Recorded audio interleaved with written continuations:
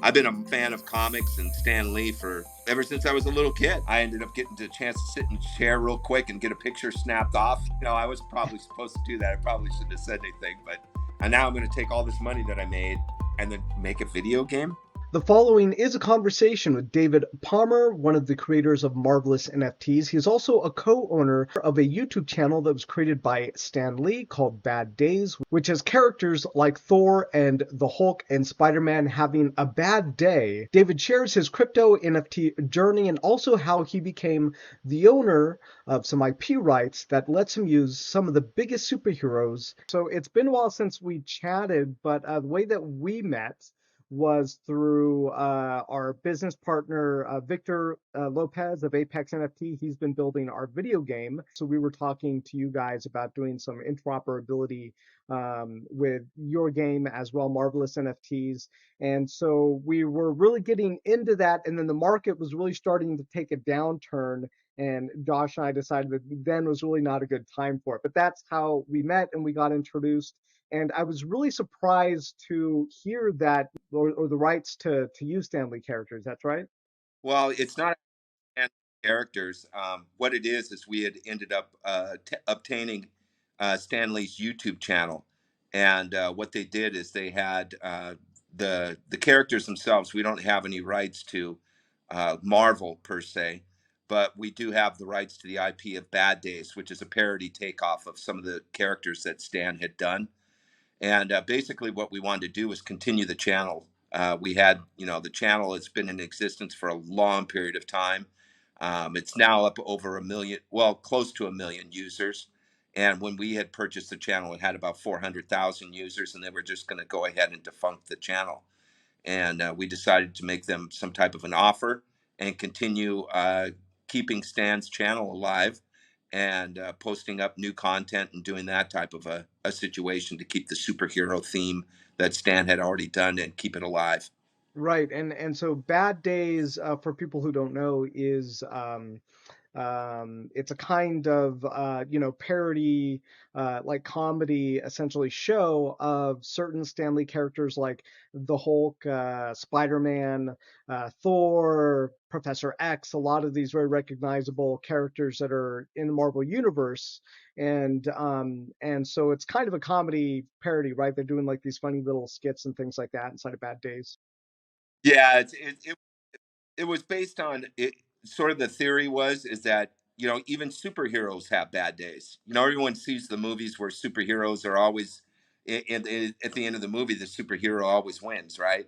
So they wanted to do something that shows superheroes having a bad day and put it a comedy twist towards it, and it did really well. The a lot of the videos went viral. Some of them got anywhere from, I mean, most of the videos, those viral videos, there's 36 episodes. They got anywhere from 10 million to 53 million views. So it went quite Yeah, viral. and I mean, that was like the really exciting thing though when Victor first like introduced us to you, and he was talking about like Marvelous NFTs, and I'm like, is that related to Marvel somehow? Like I'm like, I don't know. Then I go check it out, and I'm like, oh wait, like this is actually like Thor and Spider-Man, and I'm like, oh, like these guys have like the IP rights, like use these characters, and I thought that was really cool, inside of Bad Days, and so now you guys have gone and you've taken those characters and you've actually created an NFT game on the Polygon network, using those characters. People can go in and play with those characters and earn tokens in an NFT game.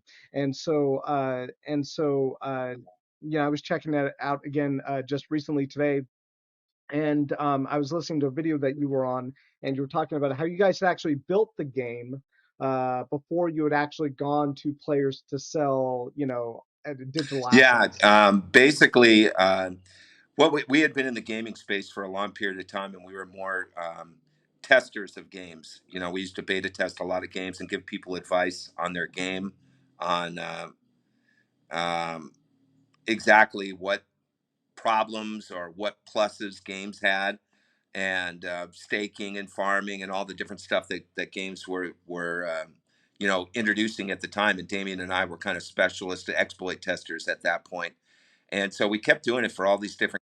And then finally, we just said, why Hmm. don't we just do it for ourselves and actually take the time and build an NFT game that would work and be able to put that into the mix and see if we can make one for ourselves. So it wasn't an easy task. It was a long ride to do that, but we always wanted to build the game first before we ever sold an NFT.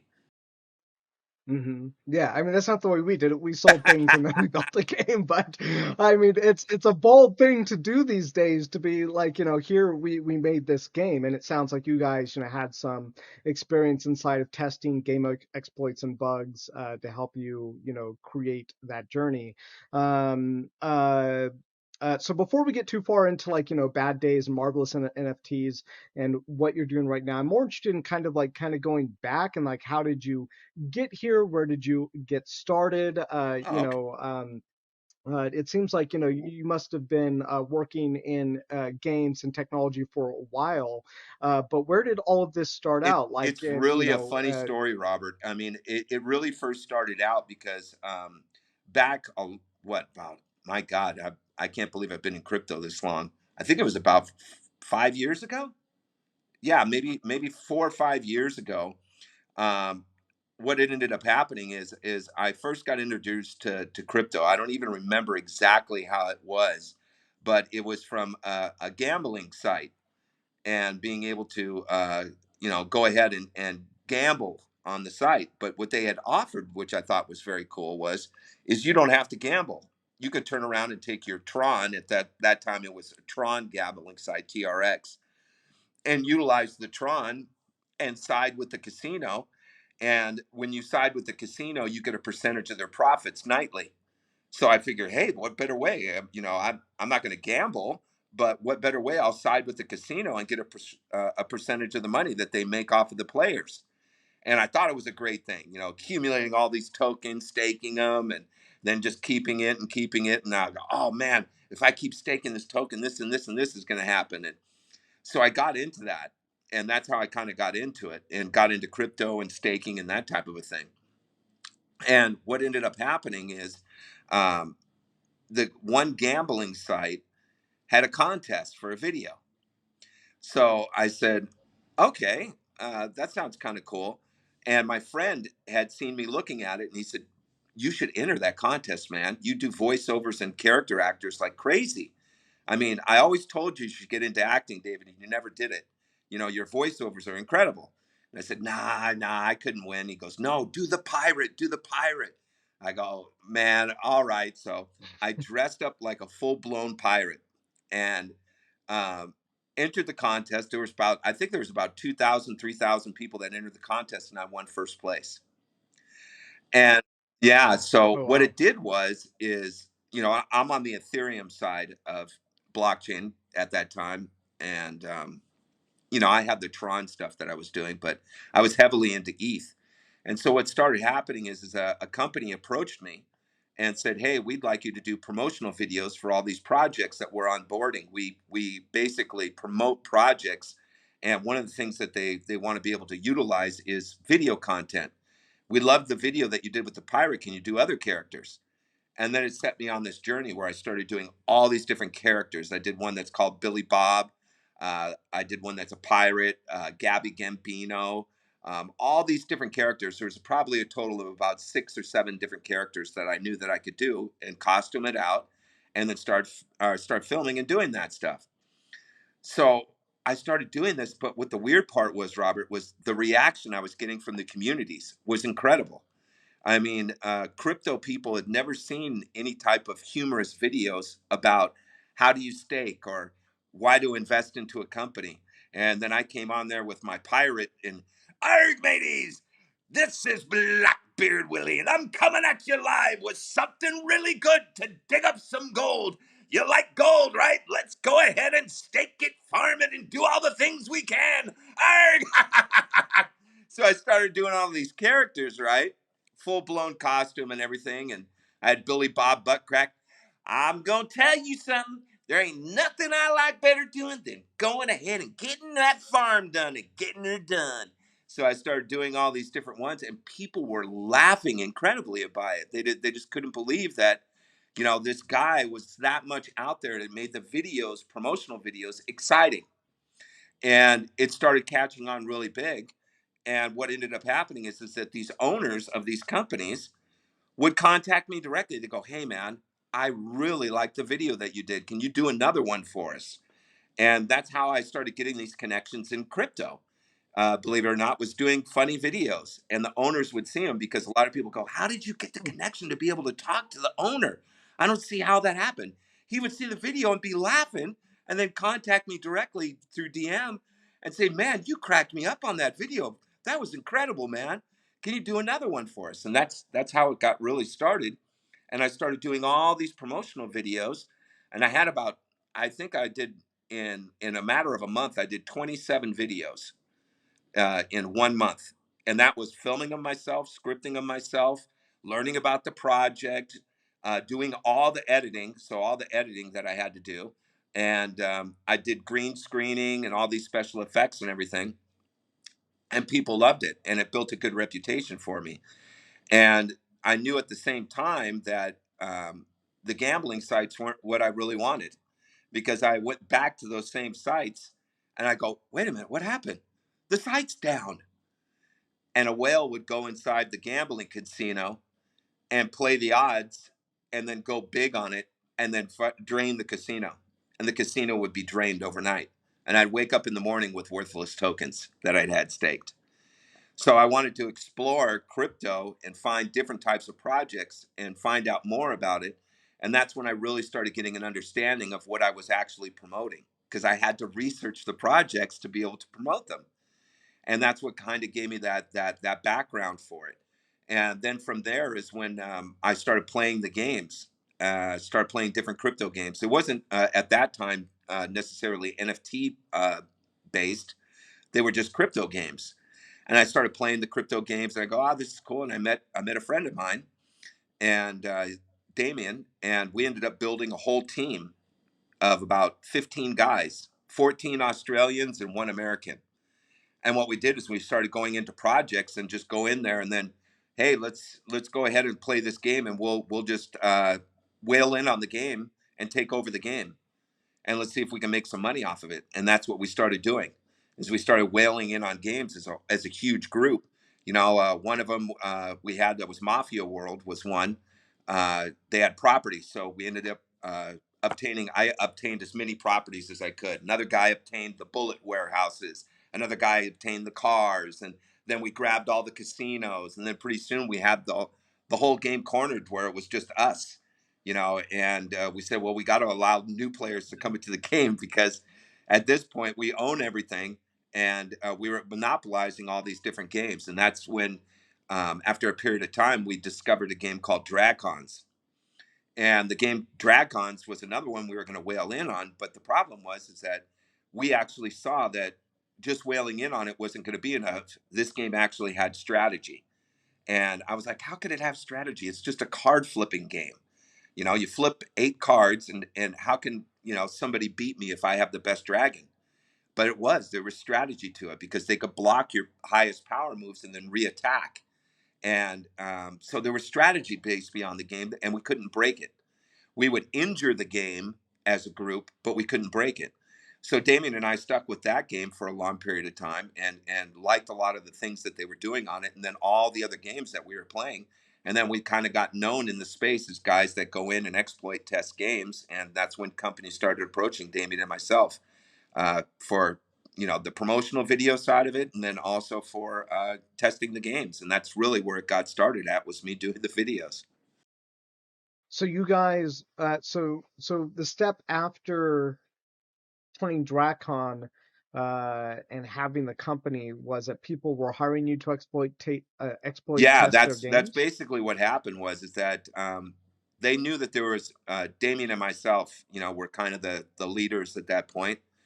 And they knew that we had a group of guys that would go in and just basically go and smash on games. So they thought the better approach would be, let's hire them instead of letting them whale in on our project and hurt it.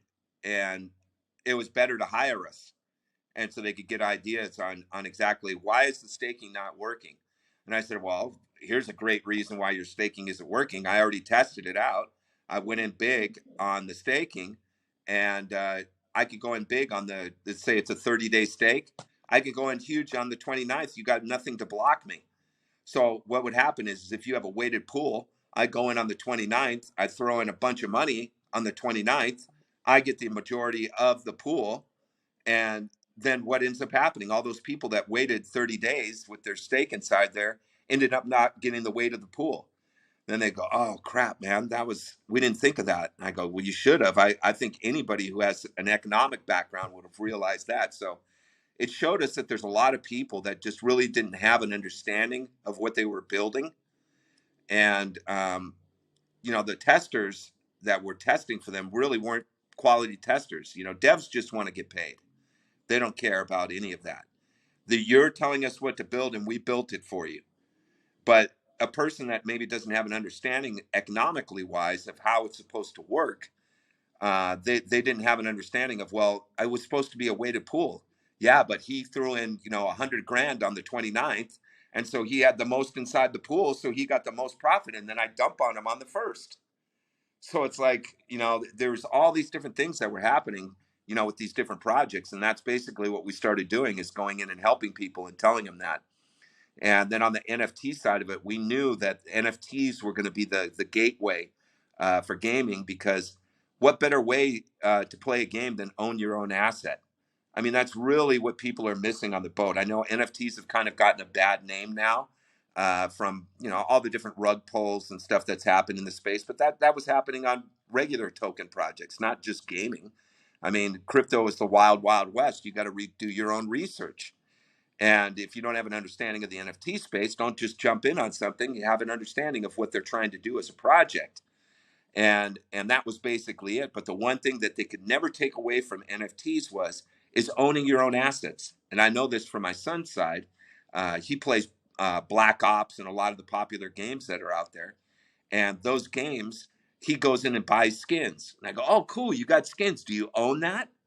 Yeah, I own it inside the game. Well, that to me is not ownership. That's a centralized app or game that your assets are trapped inside there. So to me, if their server goes down or they turn the server off, all those skins that you had are now gone. Where in the NFT space, it's not like that. If you actually have an NFT that can get transferred to your wallet, it's in your wallet forever. So I think that part of it, where the gaming aspect of it and owning your own assets and your own assets being NFTs, is going to be crucial down the road. We're in the baby stages of it now, Robert. So people don't really have a strong understanding of that. But if you can own your own character, and the upgrades that are happening with your character are getting carried throughout season by season by season, it brings value to that NFT, and that NFT is growing in value. And it's not just scarcity, it's the actual leveling up that you've done on that NFT that gives it the value. And then all the other extra things that you've attached to it, like skins or weapons or armor or anything else that you can attach to that character, all that has value on that one specific NFT. And that NFT is not going anywhere, it's inside your wallet. And I think that's a big part of it that's been missing on the NFT gaming side of it, is that the gaming aspect of it. A lot of these gaming companies, you spend all this money on all this gear, and then 2 years later, the game isn't on anymore. So yeah, you were on top of your game. You're not getting anything back passive income wise. And I don't believe in the play to earn model that a lot of these projects that have put out, showing that you're going to triple your ROI in 3 days and all this type of stuff. For me, if I just played a game where I could earn something, it doesn't have to be all my money back that I invested, but if I could earn something back and the game is fun and I own the NFTs, what better way to play a game? That's really the way that I look at it. Mhm. Yeah, I'm much of the same mind. I first started into this. I kind of thought I knew what I was getting into, and I kind of had a journey like you did, where I got into it, and I'm like, oh, what am I really into? And I started to make YouTube videos as well, showing some of these, and over time, like there were a couple of really bad ones that I got into. One was D&D, like it was like kind of like a dungeon dice kind of thing. That ended up having like an anonymous team and just being like a complete train wreck. Another one was crypto mines. And yeah, they had all kinds of problems. And in the end, since we also build a game, in the end I realized that the one thing I can control is whether or not people are having fun with the game and whether or not they're engaged in the game. We can control that, and we can give them incentives. Actually, we're starting to give people cash incentives now for playing. Cash quotation marks. We give them wax tokens, and people respond really well to that because then they have some level of certainty for what they're going to get. And rather than us saying you're going to get X tokens, it's you're going to get $500 in tokens at this date, and then whether or not those tokens go up or down is up to you. Whether or not you Right. hold on to them or sell them for USDT, cash. But yeah, I mean, like you, I'm kind of figuring out what it is that players want from us and what we can actually deliver to them. But the gameplay and the fun has always been really important to us because it is a game. We if we try to sell securities, unregistered securities to people, we go to jail. That's not good. So Exactly. so so it's been very important to us to make sure that the game is fun and that people respond well to it. Tell me then, how you went from testing the exploits into, because you guys already had the marvelous, I'm sorry, you guys already had the Bad Days IP rights at that point, right? For like No, we didn't Spider-Man and Thor and Bad have Days and all that. we had the rights. Um, the third partner that we had in the past, he is no longer with us. We ended up buying him out, but the third partner that was inside of this, he'd owned the channel for a period of time, like 5 or 6 years, and he's a good friend of mine. And it was more or less me convincing him because he wasn't a crypto lover. He didn't like crypto at all. He felt like it's magic money. This is a bunch of BS. This thing's going to disappear in a year, and that type of a thing. So the more of the challenge for me was convincing him that we could do this, and it was hard for him to really understand the concept of blockchain. That's really what it is people don't have an understanding of what digital currency is.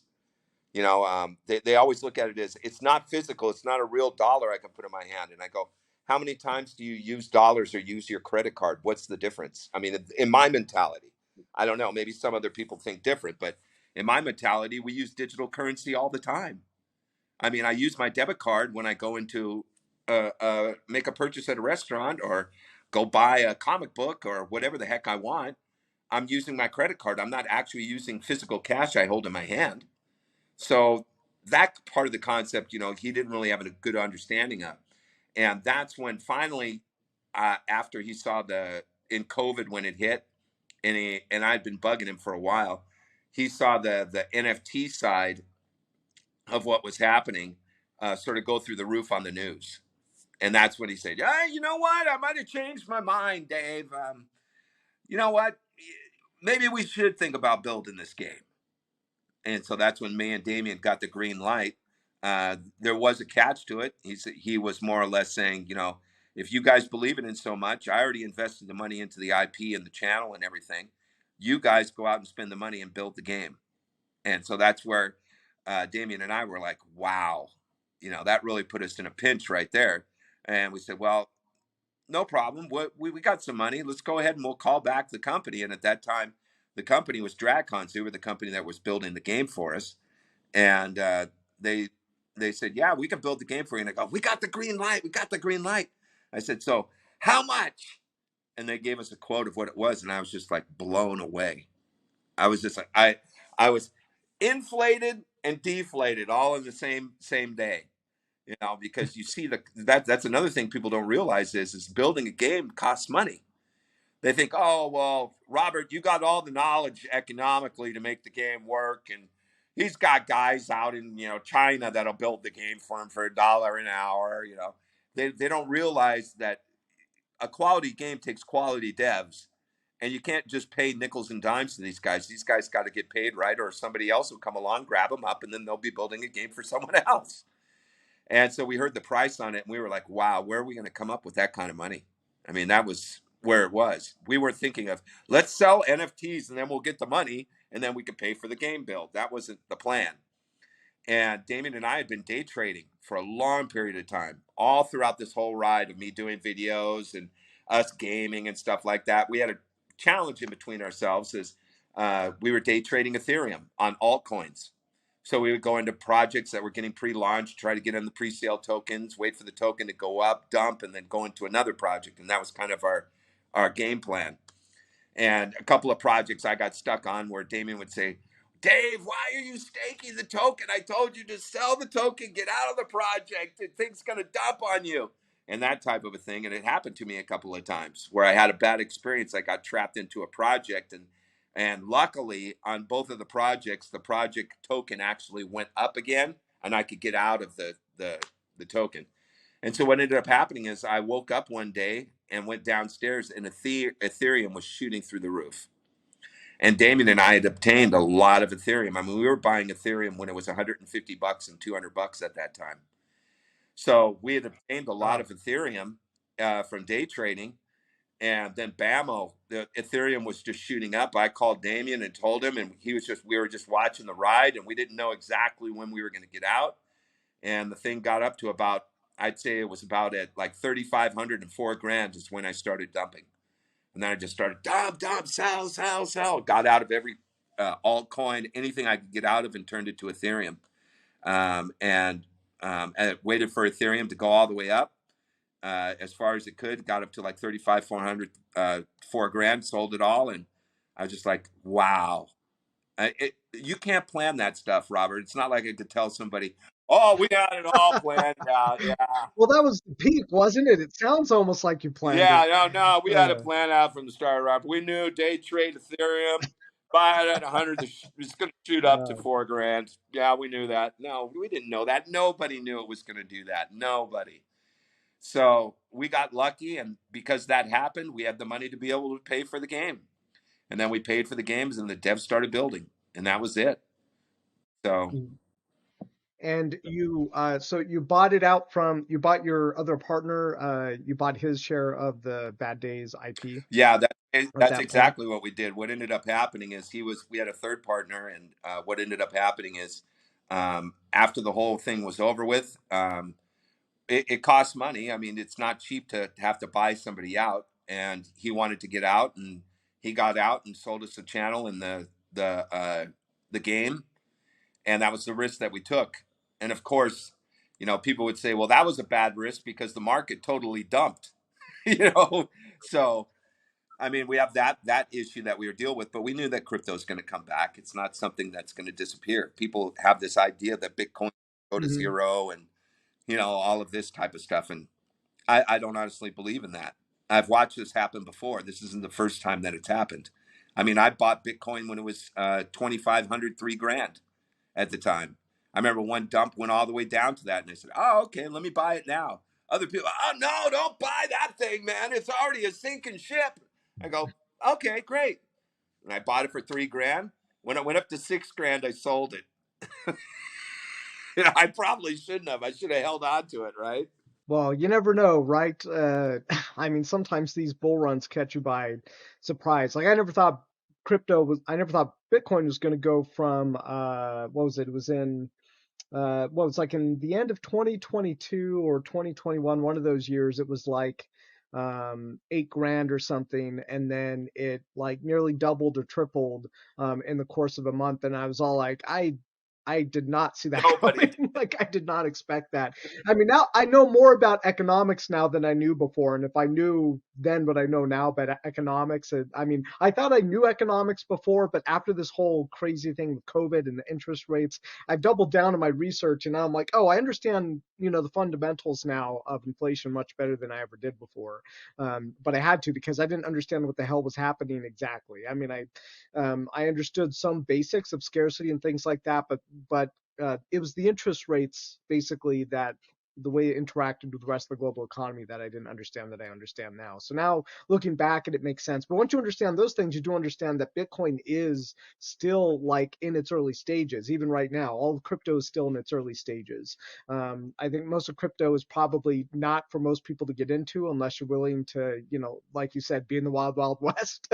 But for Bitcoin, I mean, that stuff goes down. I mean, I think people should buy it. Like even recently, I'm like, man, like like I wish that I had more savings so that I could then buy, more Bitcoin even just a couple of weeks ago. But I was like, I can't risk it right now as I have to deal with all my expenses. But I was like, geez, like people have any extra cash, like the no-brainer right now is to just buy Bitcoin. Yeah, exactly. I mean, it's hard for people to fathom it. They still don't have an understanding of it. I mean, I would say, you know, I wouldn't Hmm. call it the real world because I think we're all in the real world. But the people that aren't involved with crypto, should I say, they don't realize that this is something new. I mean, even to look at how technology, who would have ever thought that pagers would disappear, or you remember having your GPS on an exact device inside your vehicle, and now everybody uses their phone, right? I remember they had those. Man, it was like I was like, man, you guys don't know how bad it really was. I used to have to use a Thomas guide, an actual book that I'd have to go through to find some addresses and stuff. You guys got it easy with the GPS and everything like that. So technology takes leaps and bounds, and that's what people don't really understand is that the thought of having a cell phone was, look at me now talking to you straight on video. You're talking to me and I'm in El Salvador right now.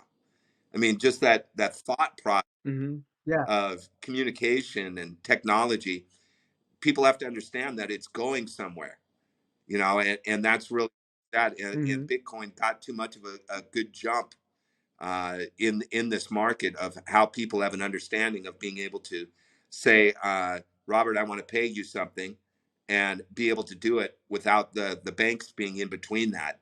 I know they'd hate me saying that, but that's basically what it is. Is it gives access for people. I mean, one of my friends, I said, why the hell would you even want cryptocurrency? He goes, Dave, you know how far I have to drive to go to a bank and make a deposit or a withdrawal? I said, well, I guess I never thought of it that way. And he goes, yeah, it's so much easier. I can use my crypto and boom, I make the purchase and boom, I get my stuff. So it's just an easier way to do transactions, for people to be able to do it is the way I look at it. And having Hmm. it as a ledger, that records everything that's happening, I think is a big benefit to everybody because it's an open ledger. Having that being able to be followed around, and where's this NFT been, or where did this crypto came from, where, and so it's easier for people to be able to track things. And I think that that's a big benefit. I really see NFTs as being a thing that people really, it's untapped. It's not just for gaming. NFTs could be applied to so many different principles, and I think that that's a big part of it.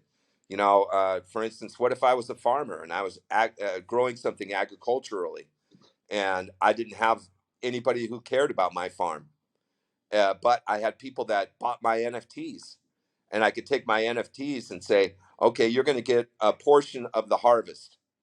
Yeah, because people say, well, oh, you grow a whole bunch of stuff. Who are you going to give it to? I give it to the people that are the NFT holders. The person that holds the most gets the most of the harvest, minus expenses of what it costs to run the farm. And then you turn around, you send them whatever the heck you're doing. Maybe it's dried fruit. Maybe I'm growing fruit trees, and I chop the fruit up and I dry it out and seal it up, and I send Robert. I send you your package of what your revenue split is off the NFT. If you own this NFT, you get that portion of a physical item. Everything that people thinks NFTs are is, why would I buy a digital picture? Their thinking isn't about the tech that's behind what that image is. That's what they really don't see, the tool that it is. They just see, oh man, these people are suckers, boy. They bought a picture of Brad Pitt for 1,000 ETH, and what does that give them? You know, yes, there's the stuff that's rare art, let's say, like a painting, or something that's unique as a collectible, but there's also the tech that's behind it, having it towards agricultural based, or solar power based. What if I had a whole farm of just solar panels, and I take the energy and I sell it back to the city, and I give a revenue split off of the people that invested into the project? There's so much you can do with NFTs that people are just missing the boat on. I really honestly believe that. And I think that, you know, the projects that are people that think about what they're building and care about blockchain are going to be the ones that obviously are going to be rising to the surface. Because what's going to happen is just like in gaming, everyone thinks that they're going to keep, you know, the bull run. Oh, it's going to be coming back, you know, and this, that, and the other. And we've seen Bitcoin go up a little bit just recently. Now they're saying, oh yeah, now all the scammers are going to come back again and dump a whole bunch of NFTs and, you know, try to make a bunch of crypto and do all this type of stuff. Not necessarily. These huge companies are getting involved with crypto now. Polygon, Matic, they Mhm. partnered with Disney. They partnered with Coca Cola and all these different partnerships. Oh, you're telling me that Disney just wastes money? Oh, they're doing it as a tax write-off, Robert. They don't really care about crypto. No, they don't. They saw how people gravitated towards it. So all of these huge brands and companies, once they figure out the technology of how to build a game, and you have these huge gaming companies that are going to come into it, uh, it's going to be over for all these small projects because they're going to be grabbing up all these devs that have an understanding of it, launch a game, it's going to go over huge. And when it goes over huge, they're going to be pushing the fact you can own your own character, you can own your own skin, you can own your own weapon, or whatever your game is. You can own the asset and they can actually build it.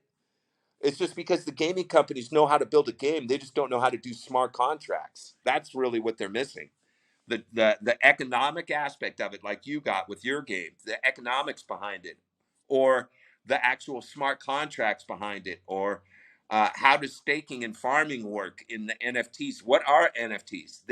They don't have that aspect of it yet, but they're getting people to fill those holes and plug those holes. And it's not going to be long till these big gaming companies come in with large IPs and just take over the space. And it's going to be only the guys that stuck around for a long period of time, that really invested into their community and into their game, that are going to be the ones that are going to stay there. You know, most of the projects I've seen that are in Ethereum, Wax, Solana, all of the scammers, a lot of those projects are already gone. They're already out of the space. So that's really what I look at Mhm. as in long term. It's going to be the companies that actually built something that they're trying to either work on, build, or they have a decent game and now they're going to add to it and maybe add more maps or whatever. They're building. They didn't just go, oh, thanks for the money, and then we're off to the Bahamas, you know, type of situation. Yeah, I mean, there's surprisingly few of us. There's you, me, and a few other people who are like, and you're like, no, we're in here for the long haul. But I mean, it is just like you say. Recently, we had a large drop in our projected revenue because we were thinking, okay, so we're going to get X amount from secondary market fees and X amount from the drops that we'll do, and then the income from the drops, was reduced drastically. We went almost like a 90% drop in month-to-month revenue from sales, purely from sales, not from secondary market. And That really surprised us because people were still playing the game. The secondary market was still mostly the same ish, but it was really the sales that really stopped as like the recession really started to hit and people really stopped buying. And I kind of had this fear. I'm like, well, we can't continue to pay our development team, Victor and his Apex team, at the same level that we have been and we originally negotiated at. But luckily he's of the same mind, and he was like, well, let's figure it out because we're still early, and what we're building is a brand, and we're building is bigger than whether or not we're making a ton of money right now. It's the value that we're providing for people right now, and the value that we're providing for people in the future. So luckily we're of the same mind, and we're able to come to agreement in terms of how to continue operating and how we're going to spend our revenue. But yeah, I mean, that mindset's really important when you're someone like you and I building a business in this space. And when it comes to some of our bigger competitors, yeah, they haven't really woken up to the full opportunities here. And I feel like part of it is mostly it's just that they don't have to change yet. I remember reading EVE Online, which has been one of the biggest massively multiplayer RPGs. When I first thought of like what it would be like to own your game own game assets. I was thinking, it'd see Second Life, which was basically some kind of like urgy social simulator Right. game where they were selling skins and hot tubs and skyscrapers and nightclubs or whatever. And that was basically the whole game. There was no fighting monsters as far as I remember. But then I'd be like, I don't want that. I don't want Second Life. I want like Eve Online to be my, where I own all my stuff. But they didn't have any reason to adjust. And when there was the big NFT bull run, it got announced that all this stuff was happening, inside of NFTs and crypto, in the massive bull run. And Eve Online said that they actually had no interest in building, any kind of Web3 infrastructure into their game. And I was like, it makes sense. Their old business model is working. They're not going to be forced to adjust now, but they might be, and I think they're likely going to be forced to adjust in the future based on their competition. Star Atlas is one of these big games that's been in development lately, and they're Yeah. pouring millions of dollars into building like an Eve Online Star Citizen competitor, and they're very serious about it. They Yeah. I've heard a lot it's a of guys game that I have some talking Star aspects for. Atlas, but let me tell you something. I don't give a. This is my opinion, please. Okay. There's a Mhm. lot of people that have knocked Star Atlas for not being able to reach their, their roadmap goals and blah blah blah blah blah. Let me tell you something. They got funded enough that they're going to take baby steps and do this thing right. I honestly believe that Star Atlas is going to follow through with a kick-ass game. That's just my opinion. Other people might say, no way, they're never going to be able to get it done. But the enormous team that they have that's working on this game, there was a couple of people that were like, oh, they're making videos. They got animation stuff from Unreal, and it's making it look like the game's going to be like that. All this FUD is what I would call it. But you Mhm. know what? I've sat down and listened to the guy who's one of the heads over there. I forgot what his name is, and I've watched multiple videos on him, and he doesn't get moved by that. All the different FUD and stuff like that because he knows what he's doing. He's actually building a great game, and if it takes him a period of time to do it, I don't care. That's really what his attitude is. And I think that Star Atlas is actually going to be one company that a lot of FUD has talked about that is going to follow through with a very high quality game. And it's going to be there on the market. And it's going to be in that competitive mode of, like the games that my son buys at the store. That's what I think. I don't know. What do you think about the game? I'm hopeful and skeptical because when I first heard the vision for it, I was like, that's exactly the kind of thing I want, and I bought a bunch of their ships. And so I'm hopeful and skeptical because he's also said some things about some numbers where like to me it seems like there's like, I don't know, like $80 million missing or something from what he's describing between what they earned and what they have left. I'm all like, but what happened to all the this like other close to like $100 million? I'm like, I don't know, where are the numbers at? But I'm hopeful, right? Because even if they lost a bunch of money, I mean, with a capable team, they can find the financing to continue building. But my point going into that was that is that a lot of these old people, like, the EVE Online, the World of Warcrafts, the Call of Duties, is a lot of them aren't going to change until they are financially forced to change. It's not until their competitors are starting to get into the danger zone, or at least the money's there. Because those are the two things that are going to force them to change, right? Either their competitors are going to, be a worry for them, they're going to have to adjust their business model, or two, they see the dollar signs. Otherwise, they're going to continue to follow the dollar signs, which is right now, just keeping it the same old, same old. They take their big IPs, they make new games, they sell DLCs, they sell skins. As long as that economic model continues to work for them, they'll continue to do it. It's not until they're going to have that market share. And there's usually going to be like one or two or, a couple of divergent people who come up that are major that try it.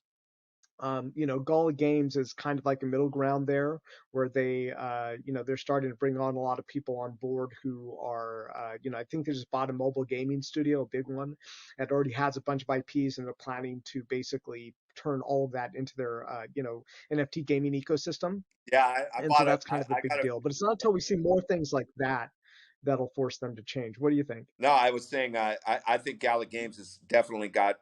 I wouldn't have invested into them. I bought some of their tokens, so I sat on them, and obviously they went up just recently, like 40 to 60%, depending on where you bought it at. Hmm. But I felt that Gala, they've got a good team. I don't know what their overhead is. It must be a sick amount of money for the type of games that they're building. And I saw, at different conventions and stuff like that, the type of booths that they're putting out, and so they're investing the money back into themselves. It's just, with like, Hmm. for instance, your team for your game and our team for our game, we don't have budgets like these guys do. They get these huge, enormous budgets.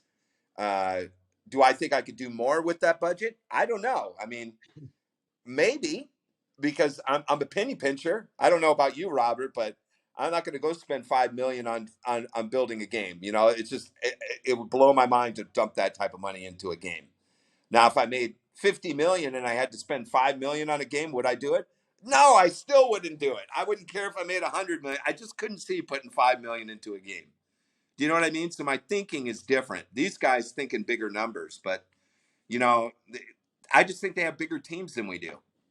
They have more people on staff to handle a lot more.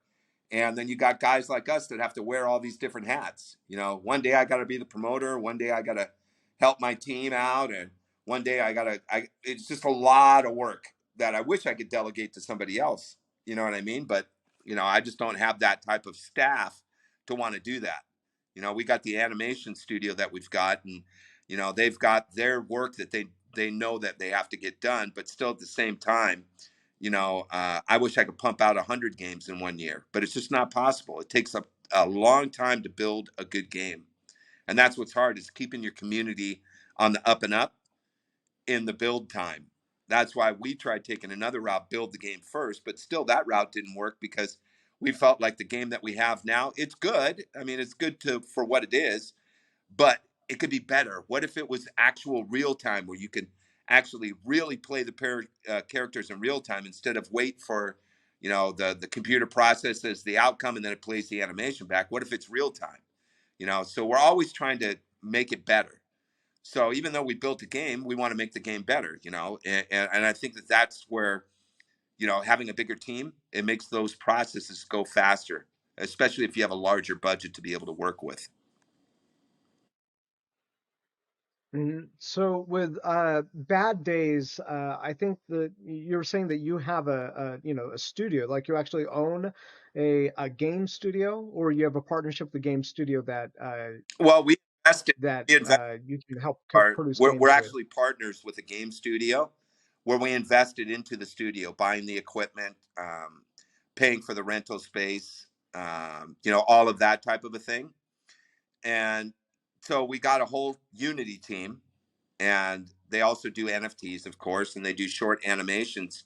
And the reason we did it that way is we saw what these people were trying to charge. We wanted to build a metaverse. Doesn't everybody want to build a metaverse? That's what cracks me up. Hey, let's build a metaverse. It's the answer to our question. We just sell them a bunch of real estate, and bammo, we're in the clear. I just hate projects that do that, because who wants to? That's not a game to me. I don't. Minecraft is cool. You can walk around, but uh, that's not gamifying it to me. That's not gamifying it. Walking around as an avatar inside of a world and say, I own this piece of digital land, is not something that I gamify it. Like you say, you want to have some type of economical features to it. Now, Gala did that with the game. I think they have Town or something like that. They have a game called Town Stars. Star. Yeah. And so put some thought behind it. Don't just sell people land because you want the money. I hope that people have put some thought behind it. But to me, a metaverse is like what was it? Player One or Ready One, that movie. Ready Player One, yeah. And you could turn around and take assets from. I could take my avatar into your game. You could take your avatar into my game. It's a gaming metaverse. Well, being they people say metaverse, but it's not. It's only localized to your community. You're not sharing your metaverse with anybody that doesn't buy any of your assets. That to me is not a metaverse.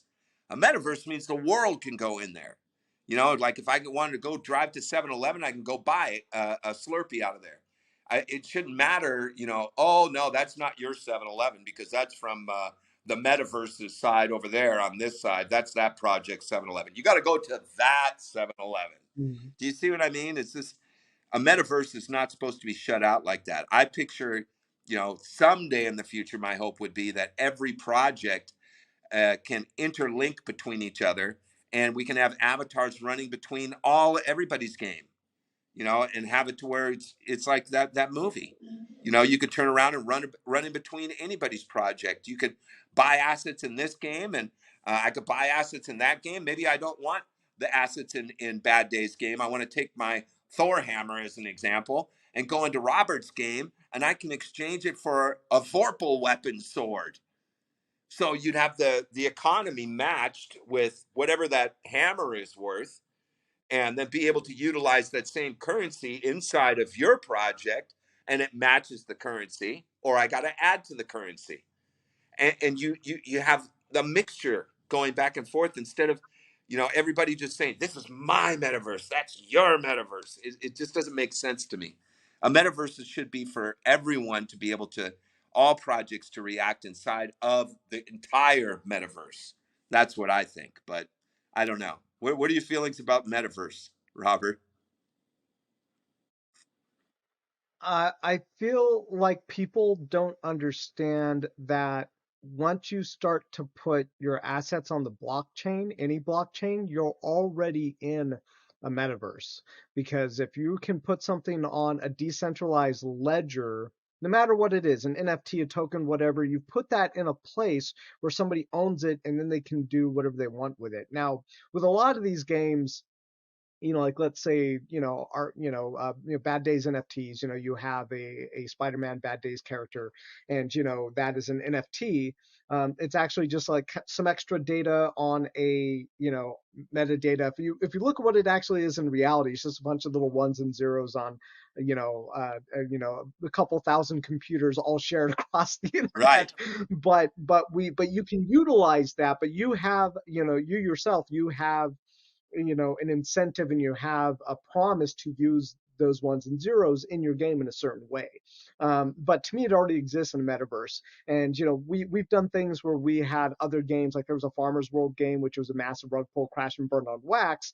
But we already knew it was going to die, and they had anonymous terrible developers. So we were like, look, like let's steal some of their players by letting their players burn their assets to get lands inside of our game. So they would take, these like chainsaws, which used to be worth like, I think almost $80,000 at the top of its, the bull run peak, that were then something worth, I think, like $5. We were letting them burn them.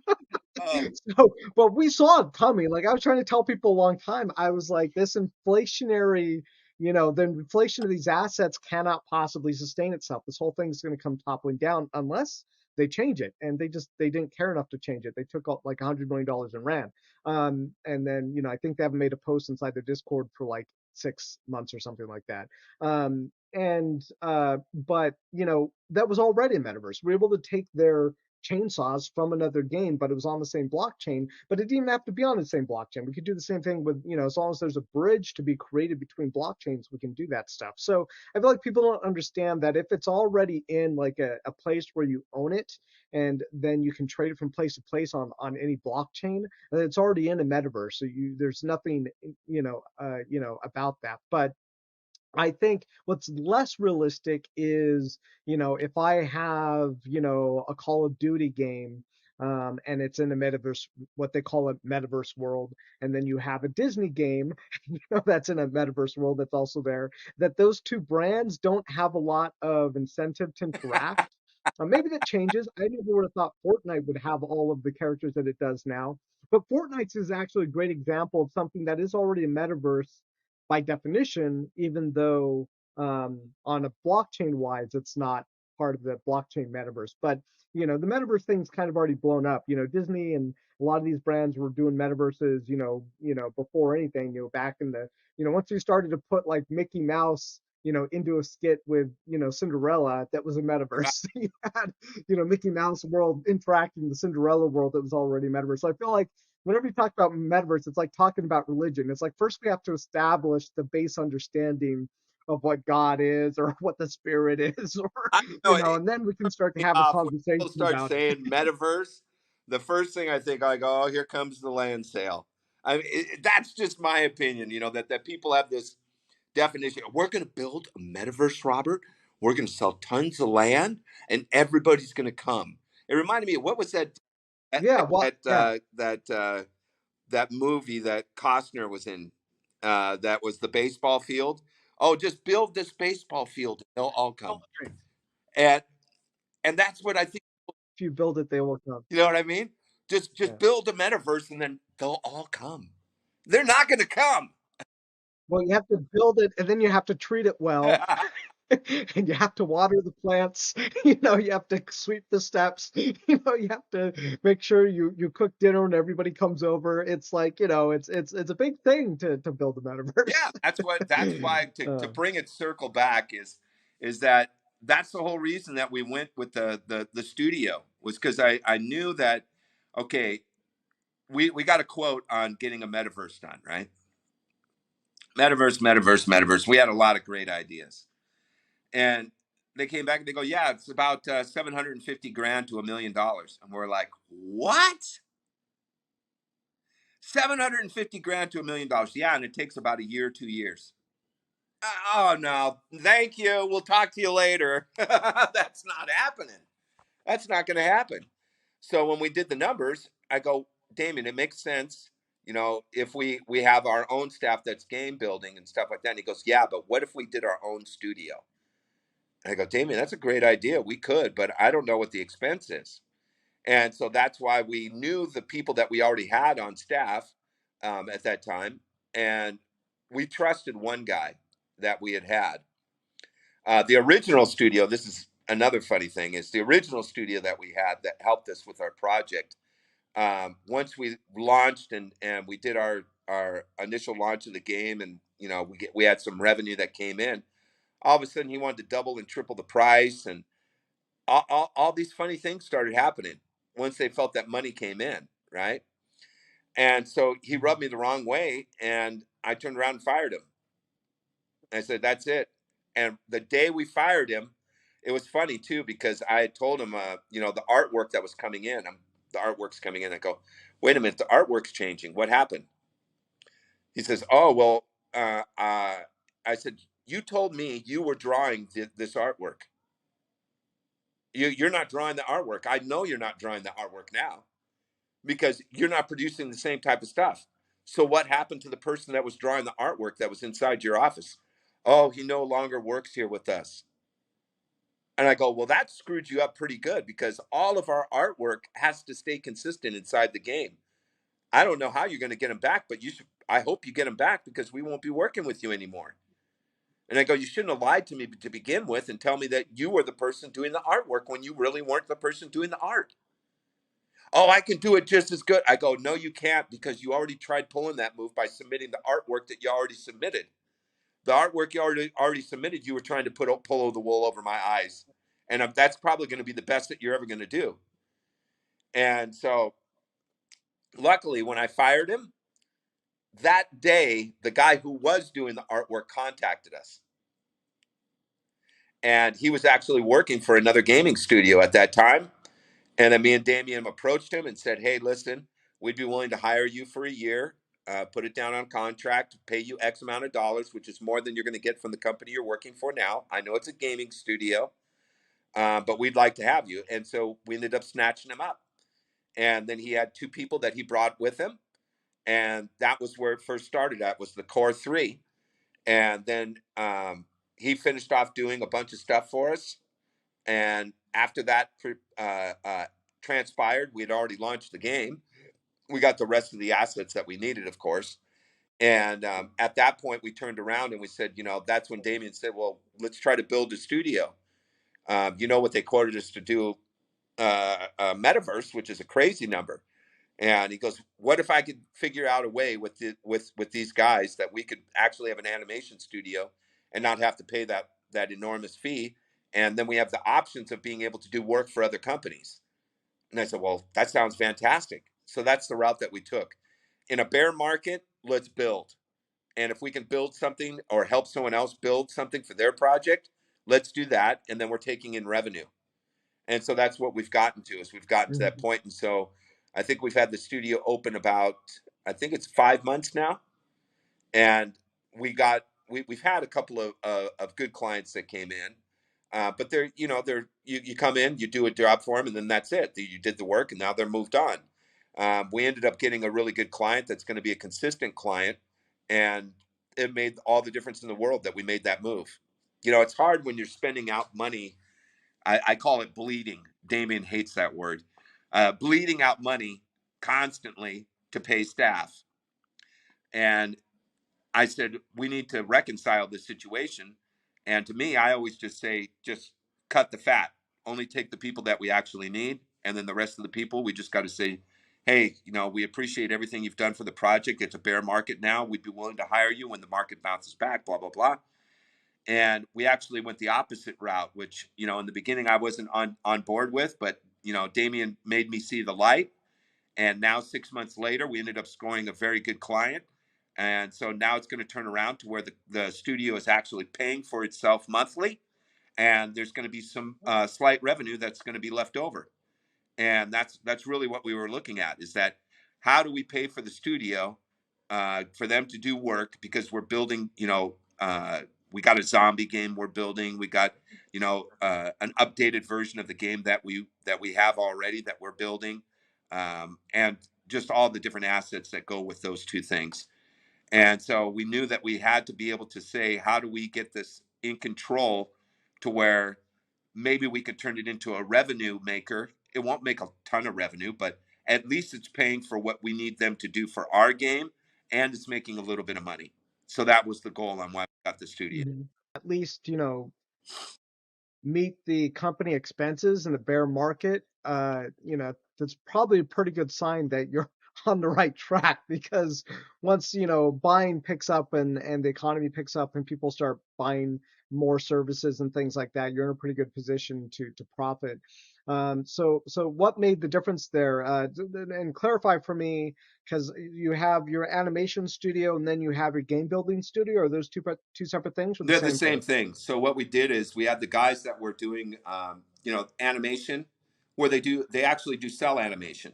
So like, for instance, like the only way I could picture explaining it is like, you remember the flip books that you used to buy at Disneyland? You do a little flip and it flips, and Yeah. an actual cell animation. It's similar to that 2D cell. Yeah, someone goes in there with their finger, with their hand, and they're not even digitally. You're saying they do it like on No, paper? they do it. They do it. They Most do people, it digital. right? Most people do it digitally Yeah, now. so Yeah, it's all digital, and it's not like for instance in Unreal. This is another misconception I think people have, is that Unreal and Unity. Unreal is so much better, man. They're both gaming engines. They're both engines. That's really what they are. Is they're both engines. It's how you utilize that engine is really the way that I look at it. Unity has a little bit of different features than what Unity has, and Unity has different features, but they're both good. Both of them are good. So we had a team that was already building on Unity that was working for that game studio, and we pulled them from that company. And so now we've got a Unity build team, and we've got guys that do the 2D animation and 3D animation. So those are the things that we kind of did, and they also do NFTs, of course, but that's kind of what we wanted to cover: 2D animation, 3D animation, 2D cell, and game building. And so we have one Unity team, and then we also have another team that's on Unreal, actually, that we use. So in-house, we have just the Unity. And Unreal, we have, I have a team that I go to for different Unreal stuff if I needed to do it. So it worked out well. We got a tight-knit group. In the beginning, we were bleeding. You know, you spend out money and you pray to God this is going to work.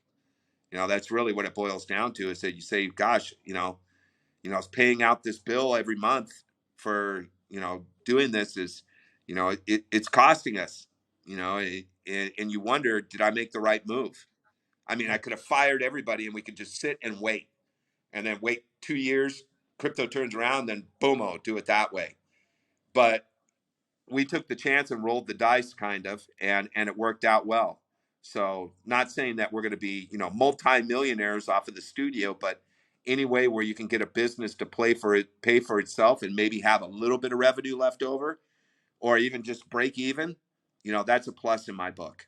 And that's really what it boiled down to is that we were in the red for 6 months and now it's going to start to turn around. And that's really what we're looking for. And what's the name of your studio? Render. Not the Bad Days, but the game builder.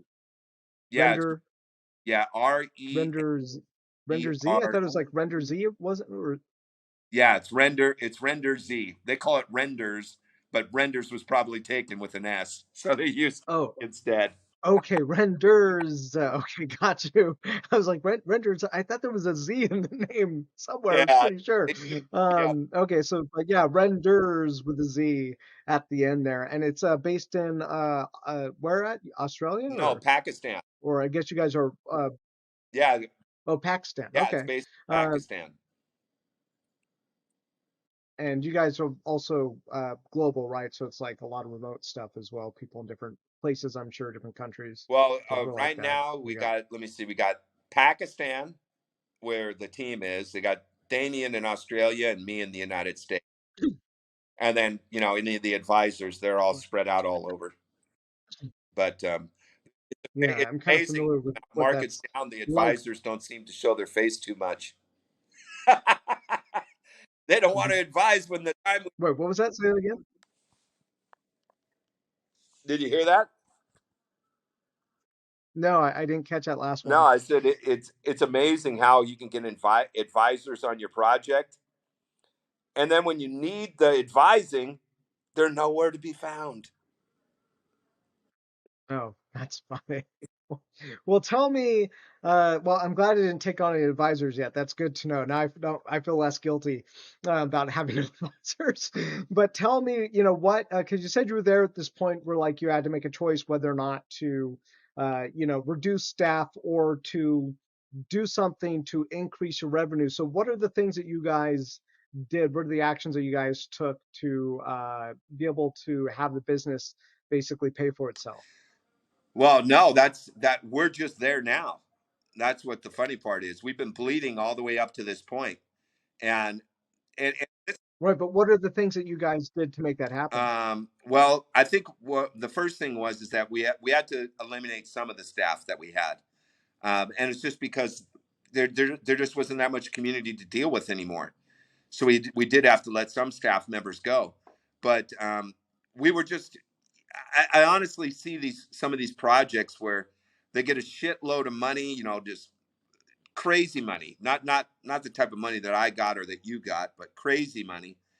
And then the next video shows them inside of a strip club throwing cash at girls and driving Lamborghinis and stuff like that. And me and Damien were never about that type of scene. I can care less about that crap. I'm more concerned about making a project work, you know, making the community happy that invested into the community.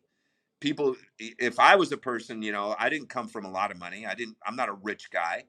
So if I invested, you know, 100 or 500 or 1,000 into something, you know, I would be asking questions on, hey, what's your direction? Where are you going with the $1,000 that I spent? Not liking seeing a video with a company head with a bunch of strippers throwing money around driving a Lamborghini. I'd be thinking he spent my money.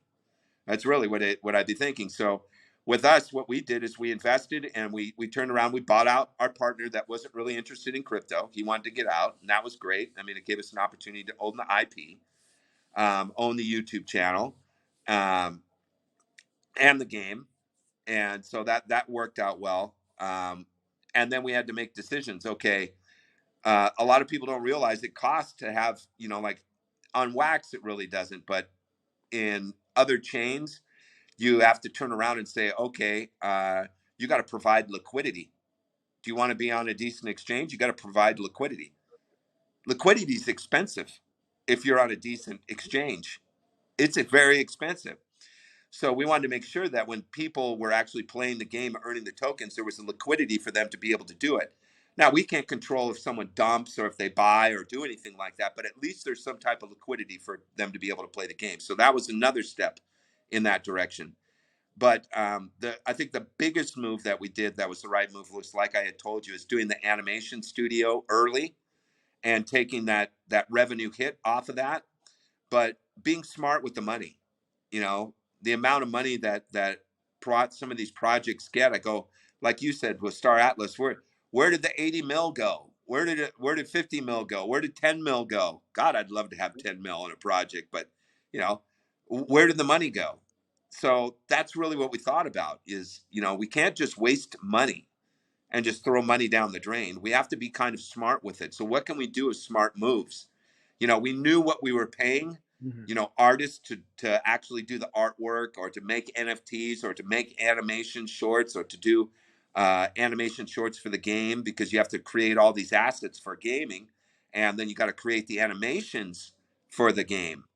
So all of that had a certain cost to it. So we knew if we opened the studio, they're still going to be doing that, and that would have been a cost. So that got kind of figured into the math, but it was still putting us into the red any way we looked at it.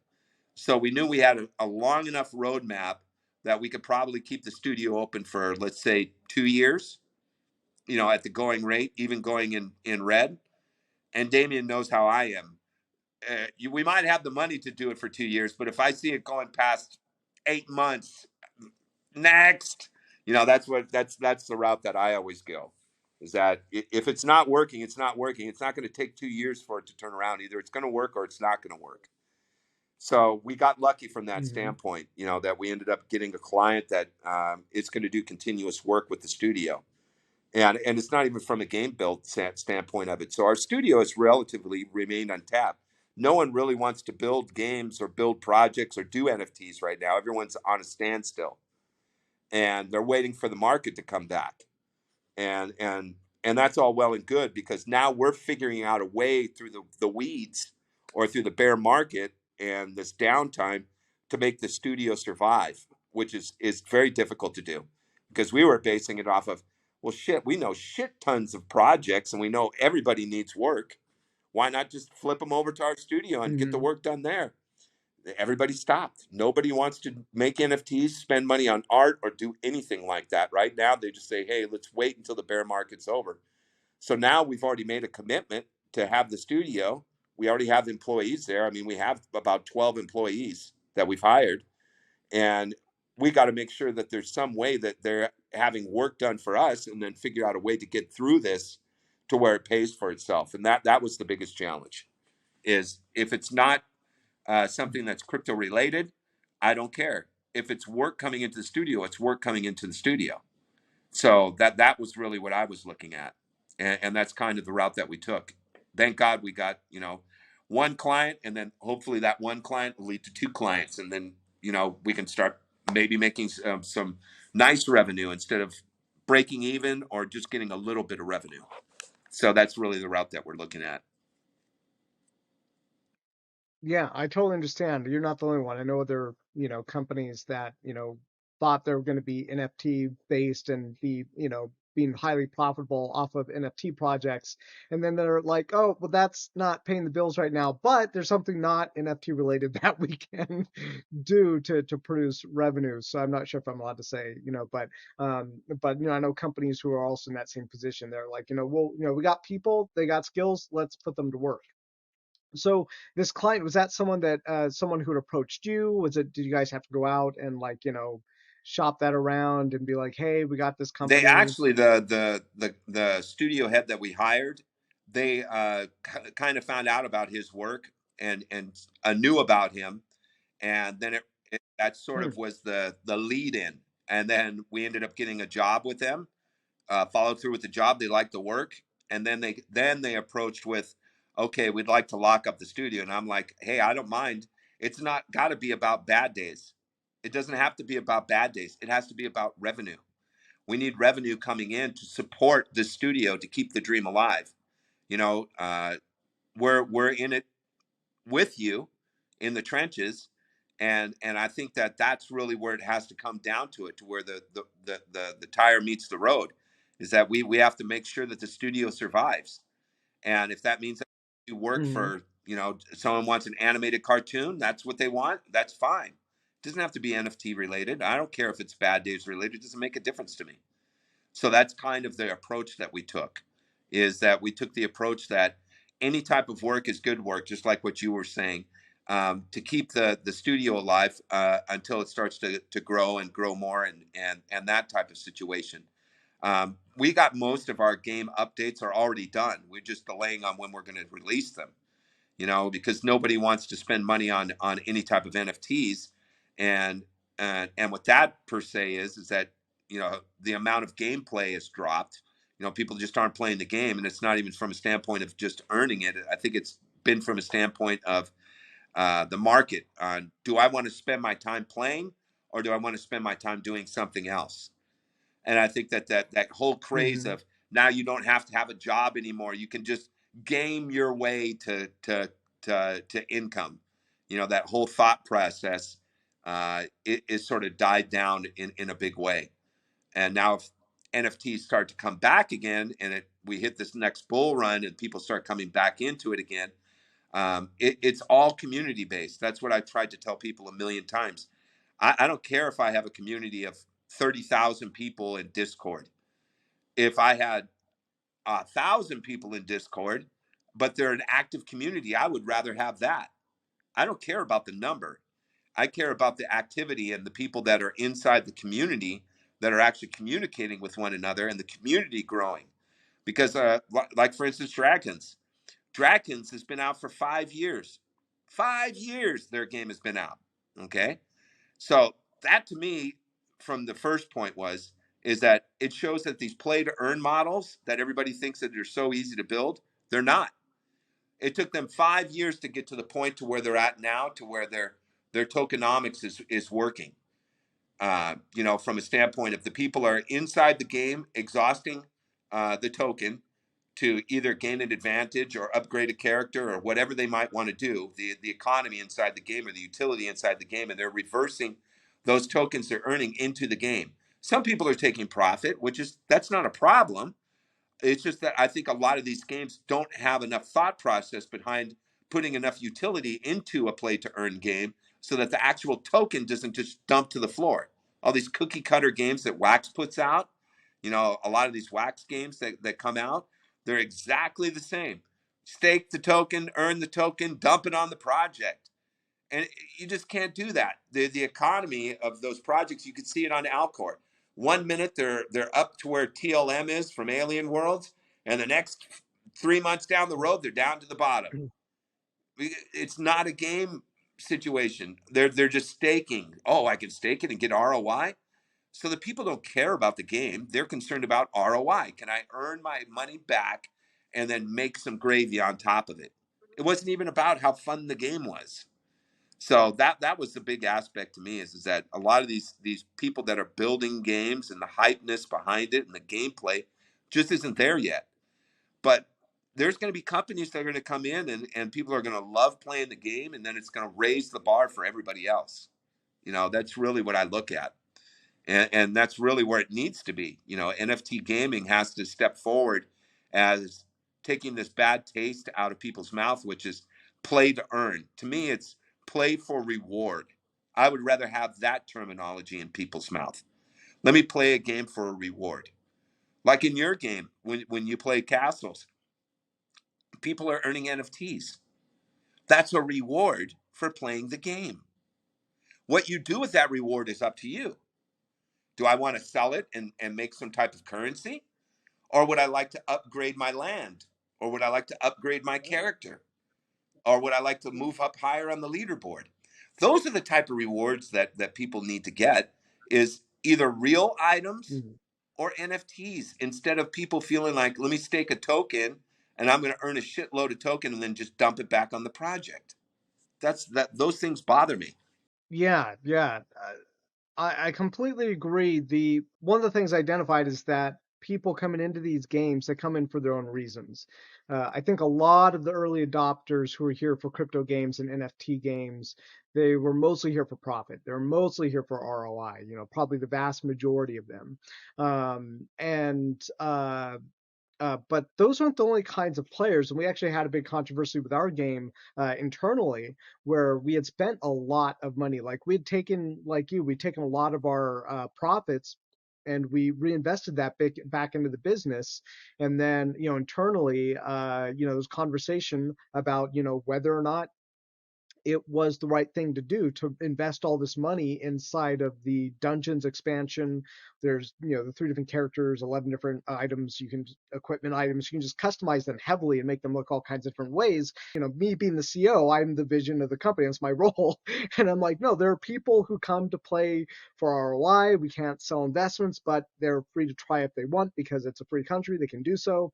But then there are people who actually play these games because they like the rewards. They like to build up characters. They like to customize them. And so I was like, when we look at it, we shed a lot of these characters who only wanted ROI, and now we have these people who are playing, who play because they like to build up heroes. They like to get new heroes, they like to customize them, like to battle monsters. So people do come for different reasons.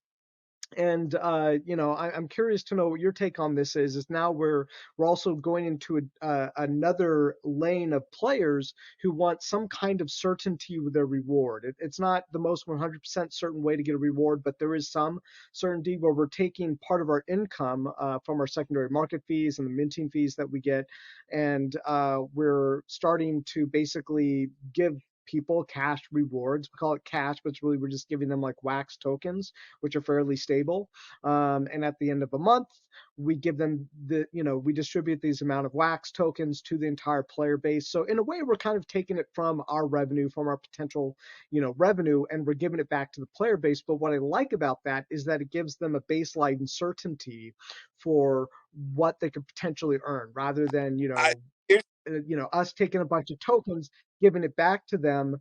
In that case, I think it becomes a little too cyclical downwards. But here, people see it as being more generous, and they kind of know where it's coming from. They know how much it's going to be, and they're within reason. They can kind of track what those rewards might be for themselves over the course of that month. But what is your take on that? Are you well, guys Do I'll you tell think anything like that might be you, good for your and it's game? funny because you know, on the I gameplay on that game that's already working that I told you about, Dracons, right? And but Mm-hmm. the thing that I noticed was is that with their game when they first started out, it was all organic. They did not do any botting, any let's hire this person to bring a whole bunch of people in. And it started off as a small community, man, small. And in fact, I was Mm-hmm. one of the key factors for them getting a Telegram group, right? And they didn't believe in Telegram. They finally did Telegram, and they saw that they were getting interaction on having Telegram. Now, it, be it that I was probably when they first opened the Telegram group, I was customer number 2, so I was the second person in their Telegram room, just to give you an idea, right? And so Mm-hmm. I was watching the game, and once they got to a point, and the amount of utility, because Damien and I constantly smashed on their game, just playing it, right? And showed them different things they were making mistakes on and stuff like that, which was great because it guinea pig towards our game. You know what I mean? From a standpoint of because we built similar games. We do have differences, but a lot of the similarities are there between the two games. And so we were constantly tweaking stuff. You can't do that. You got to have this, and figuring out different ways so that the people could spend the token inside of the game. And once they got to the point to where they said, okay, I told them, I said, listen, staking and farming is great, but that shouldn't be the focus of the game. The focus of the game should be you have the token inside the exchange, and then people are earning the token. What are the people going to do? They're going to just dump it on you. They're going to earn the token for the month, whatever you're going to give them, and they're going to just dump it on you. That's what they're going to do. Why? Because there's no benefit besides that. Well, I was wrong to a certain degree. Why? Because I looked at it and I said, okay, now we told them all these different changes. It was a million changes that they made to get to this point. But the thing that they did that was correct is they never backed down from building a community that was an organic community. And now after 5 years, now 5 years sounds like a long time, right? When you say to me, oh, it's going to take you 5 years to build a community, I'm like, wow, that's way too long. Are you serious? Aren't there any shortcuts? There's got to be some shortcuts, man, right? That's the way I look at it. I want to shortcut it, even if I got to spend some money. I want to shortcut it. They didn't try doing shortcuts. Now, did they do collabs with other companies? Yes, they did. They did collabs with other companies to try to bring in some more community. But they had a base, a strong base of people that played and that were active in the community. 3 or 4 players. That's all it took, Robert. 3 or 4 people that were strong in the community. So now we'll forward fast it to today. Their economy works great. People are spending back as much as they want to do. And I said, okay, well, even in the rewards, if I'm in the top 10, now they probably have about, I would say about 400 or 500 people that are playing the hell out of their game every day. Just that strong. I mean, from a standpoint of people gaming all the time. And I could stay in the top 10 because I have some of the best assets. I was one of the early people and one of the testers, spent a lot of money Mm-hmm. in the game, so I got some of the best dragons and stuff like that. And we told them ways of competing and stuff like that, and the prizes and all these different things. But what it boiled down to is one thing. Now I'll tell you, I know this is sort of drawn out, but I'll tell you what we did after this for another added bonus. So I started doing the math. I said, okay, if I play the game and I get in the top 10, how much am I going to actually earn? It's like $8 in the month. $8. Mm-hmm. So if I took all, Well, how so much if did I it got, initially cost you to get all those right, right. assets? That's the real So question. so if I take all this money uh, that I took to buy the dragon, right? How long is it going to take me to get my money back? Right? You would think that that's the thought process. No, it's not. Not with this game. Why? Because people are competitive. They don't like to lose. So what ends up happening is that Mm-hmm. even the $8, they're not cashing out the $8. They're taking the $8 and spending it back in the game. It's not making the token skyrocket, mind you. The token isn't going through the roof, from that type of thing. But the token is a utility token. That's what it was meant for in the beginning, and that's what it's supposed to be. But a good amount of it's getting spat Mm-hmm. back in the game because people want to upgrade their attack cards. People want to upgrade their dragons. Oh, I want some armor for the dragon. Oh, I want to put gems on the dragon. Oh, I'm gonna breed a new dragon. Screw it. But it's the competitive nature of being first or 10th or 100th that has gotten it to the point of that. That's really what it boils down to. Yeah. I started saying to myself, I go, why are these people playing this game like crazy? Number one, it's on a mobile app. So a lot of them are playing it in the Philippines. But this character that I had done for them, a video, which was Elric, took popularity of it. And then people liked the video and they started playing the game and they enjoyed playing the game. But the thing of the utilities of what they can do inside the game or the gameplay part of it. Oh, I can breed a dragon. Oh, I can breed a dragon that has 2 different powers now. Oh, I can have this dragon that competes well with the top 10 players. I'm going to buy this dragon. So all these different variations and features inside of the game, and the community being that it was all organic, has kept the gameplay alive. So we've been partners Mm-hmm. with them for a long period of time. So the thing that I told him is I said, listen, I want to do live tournament play. And that's what I want to do. I want to get to the point to where I can utilize a YouTube channel or a Twitch channel or a Twitter channel. And people have NFTs. They buy these specific NFTs. It allows them to play into tournament. And some of the gaming aspect of it gets people interactive, meaning that when they play the game, this tournament style game, it's all you always got to wait for these games where they have to you have to go inside the queue, you got to wait for someone to battle you and all this type of stuff, right? So what I told him was, I said, what we do is we set up a queue and we have the people do their power moves, whatever their moves are, and it registers in the first spot. Once we get 20 or 30 battles inside this tournament, then all I do is I just go through and click the play button, and it plays the outcome of what the battle was and commentate at the same time. But the reward, what will the reward be? I'm not rewarding them tokens, Robert. I'm going to give them real money, okay, actual USD, or I'm going to give them real items, meaning you're going to win a Stan Lee signed comic book. Oh, you're going to win a lithograph signed by Stan Lee. Or you're going to win some type of physical asset that the person will pay for the shipping, but they'll get it shipped directly to their thing.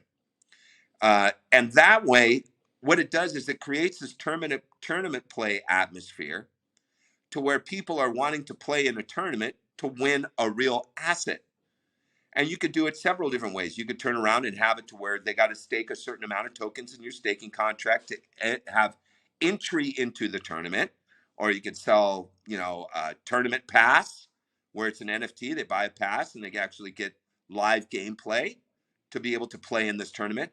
And what's their initial investment into the tournament? Well, you already bought the NFT, so you owned that before we even started this tournament play. Or we turn around and sell NFTs that are specific for tournament play, meaning that you can only use this NFT character for tournament play. And maybe the character costs them $20 to $100. And then the entry into the tournament is, let's say $10 for the month. But the prize that they can win is worth $1,000. So what it does is create that competitive nature inside the tournament, and they look at it as my initial investment was 10 to $20, and people might look at it as a lottery ticket, or they might look at it as, hey, I'm good at this game, and now I'm going to be able to win something Mm-hmm. that is actually a physical item or actual cash, and I could see the outcome of the tournament because we noticed that when people play video games, if you give them the option of skip, they're never going to watch the outcome because a lot of these games have it to where you have animation playback.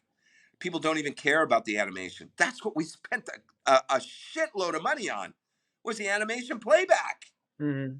for what you picked. I don't want to waste my time like that. Just click. Did I get more tokens? Okay, great. Let me go to the next battle. Did I get more tokens? Oh, click, click. They don't care. They don't care about the animation playback. Well, now we're going to force feed you to watch the animation playback because that's the only way you're going to be able to see if you won or lost. So that creates this environment of gamers as opposed to people that are just straight ROI people. They want to play the game and they want to be competitive because that's what I noticed with Dragons. You're really not earning a lot of money, but you're getting that competitive edge because now I've got tokens to make my dragon better so I can be in the top 10. It's weird, the thinking behind it. It's the competitiveness of wanting to be in the top 10 or the top 20 that keeps this game going. And it being from that nature, those are the type of gamers that I want. I'll reward them, but I'm not just going to hand out $1,000 to 100 players. I'm going to turn around and make them, hey, you like the game, you like the gameplay, you got to be competitive for it. So, like for instance, for your game's Castle, Mm-hmm. maybe you have some type of gameplay that they economically have to think how they're going to do this. How economically can I best benefit myself to win this tournament with Robert and with Castles? And it might be something that's along that line, but it's tournament based. But I think along with playing the game and you have a tournament and you have live people commentating on it, like myself, I'm going to be the one that's going to be commentating on the battles, and giving blow by blows and making it exciting. And I think that, charging $5 or $10 to be able to play 30 different times inside a tournament, or $20 to be able to play in 30 different tournaments, is not a lot of money to ask if they have a chance to get a reward of $1,000. And then obviously all the Mm-hmm. NFT prizes that come along with it.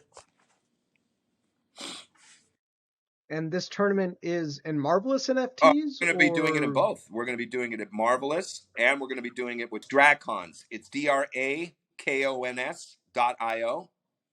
And so tournaments, I'm actually going to be hosting tournaments for them and for us. the thing about games is that they're experiences, right? So, and we love rewards. And yeah, I think that's exactly really where the future of these types of games are going is, when you provide something like a tournament where people can compete and get something like a cash reward or physical reward, that is a massive incentive for people to play. And then when you add more intangible value like a personality like yourself, commenting on the tournament, that adds another layer of value. And you will have people who come for you to listen to your commentary, and that's another layer of value that you get to add to the game. And I think that is kind of more the direction that these NFT games are moving in, is where there are people who are building that care about the game, that are creating these experiences for people, and coupling that with rewards that really excite people, or feel like give them, drive that need to compete, and have them keep coming back and burning tokens and playing. That's really going to make the games sustainable. People are going to continue to use the assets and play with them, and hopefully give people what they're expecting out of the experience of playing these games. Yeah, exactly. And I think that it's all according to that, because I remember at one point, Dragons was even giving away free dragons at one point, and when they did that, oh, tons of people came in. But guess what? The first thing they wanted to do was, okay, how do I sell it? Do you see what I mean?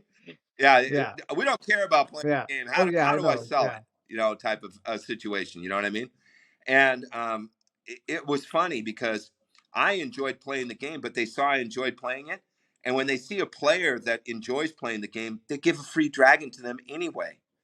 Hey, I like the game. It looks like it's fun. Yeah, blah, blah, blah. And they'll say, hey, I'll send you a free dragon. And they did that from the start, but they did it on a one-on-one basis. They never just said, hey, we're going to go ahead and allow you to get a free dragon. But when they did that, oh man, it was just spammers galore and tons of people coming in just to grab the freebies.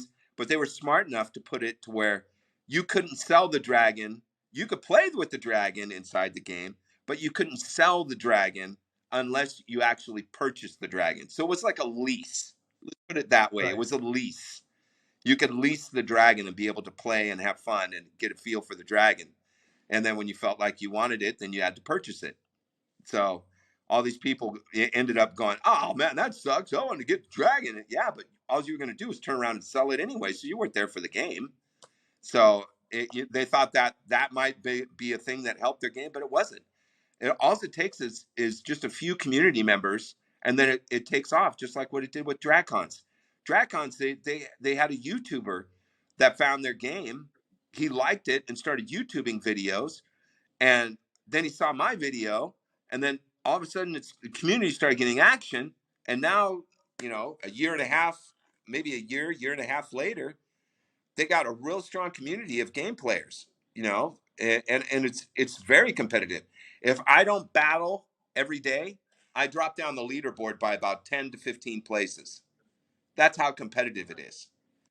And that's the way that a game should be. It Nice. should be people enjoying playing the game. If I want to be coming in first, oh, I don't. Do you see how David did his moves? Oh, if I do this move, and this move, it's going to beat his dragon. And so it starts to get into Hmm.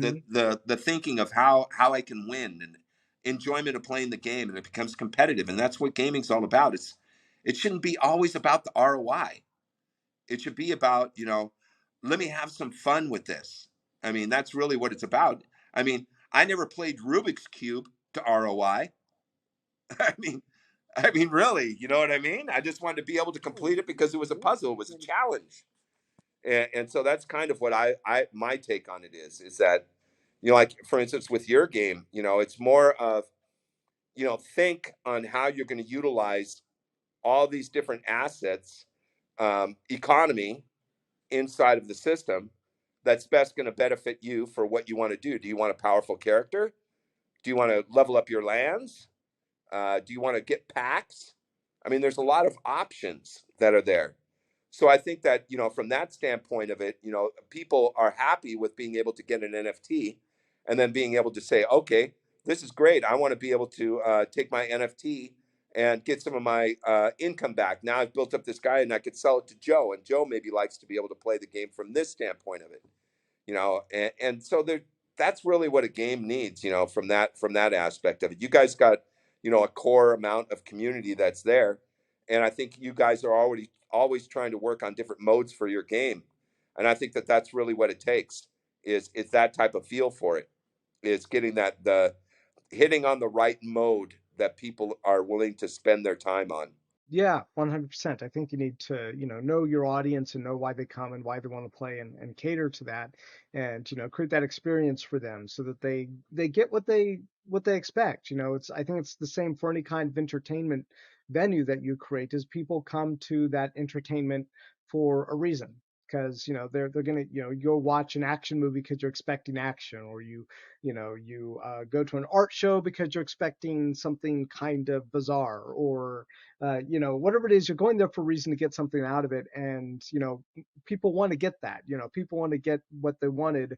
And it's usually, and I think games are great because typically you get it in a way that you didn't expect, or the journey is never a straight line, especially in something that's competitive, and, live like these games are. Like you said, you can't like not play for a day, you'll drop down a couple of ranks. So that kind of adds to the experience. I think one game that's done it pretty well, and they really don't have any animation playback, is Realm NFTs. I don't know if you've experienced that game yet, but Yeah, I played it a little bit. Yeah. and you know, people didn't really catch on. They go, "Oh, this strategy is there is no strategy." I go, "Yeah, there is. There's a lot of strategy to the game. Once you if you look at it and you say, okay, how are these guys getting into first place? No one will tell you. No one will tell you because there is strategy. Do I build up the storage vault first and level up the storage vault, or do I get more training room availability to have more people to train to be able to go on these missions? Um, do I? There's so much strategy to it, and that's why their player base is strong. But what I watched is I looked at their token, and their token is going sideways. It's not what it was, of course not, because of the bear market. But with the thing that they do that's been working, I don't know how long it's going to work, is all the realm that you're earning inside of the game. Now they're very very clever on how to spend the realm that you've earned inside the game. So I'll give them an A+ on that. But after you've earned the realm at the end of the season, they have a new pack that you can buy with realm, and it works. People spend the realm instead of dumping on the project on the new pack. Hmm. Now, how long is that going to work? I don't know, but it's been working now. I think they're on season number 7 or 6, and their economy is good. They got a good economy in it. Some people would say, well, it gets boring after a while. Well, tell that to 1,500 people, because they got a lot of people playing that game. Right now, I'm in like 600th place, to give you an example. I know there's a lot of people playing the game. So I kind of look at their economy for, like in the wax realm of things, as it's a good working economy without a lot of animation. So you got to really think, how are you going to, what you're going to level up, when you're going to level it up. Do you want to be able to use this particular leader? Do I want to turn around and use the research lab or a technology lab? Do I want to spend the resources on this? So there's a lot of angles that they got off of that game that was very, very clever, on spending the resource realm, or the realm token, back into the system. That really worked well. And I like the fact that they always made it to a point to where they turned around and said, okay, we're going to turn around and have this realm that you've earned. And if you want to buy the new character that's coming out next month or next season, you're going to have to spend the realm to get it. So they've got a good system on spending the realm within the game, and then after the season's over, spending it back onto the token. Now, how much revenue are you going to get off of that? I don't know, because I look at it and I say, okay, yeah, that's all well and good, but you're not getting any wax to pay the bills unless you have a bunch of realm tokens that you're sitting on and you're a team that's dumping back into the project, to pay the bills. You say, okay, we got to dump Hmm. 1 million realm, for instance, realm tokens, and we're getting revenue off of that to be able to pay the team. So I don't know. I mean, I know that they made a fair amount of money off their initial launch and secondary sales and stuff like that.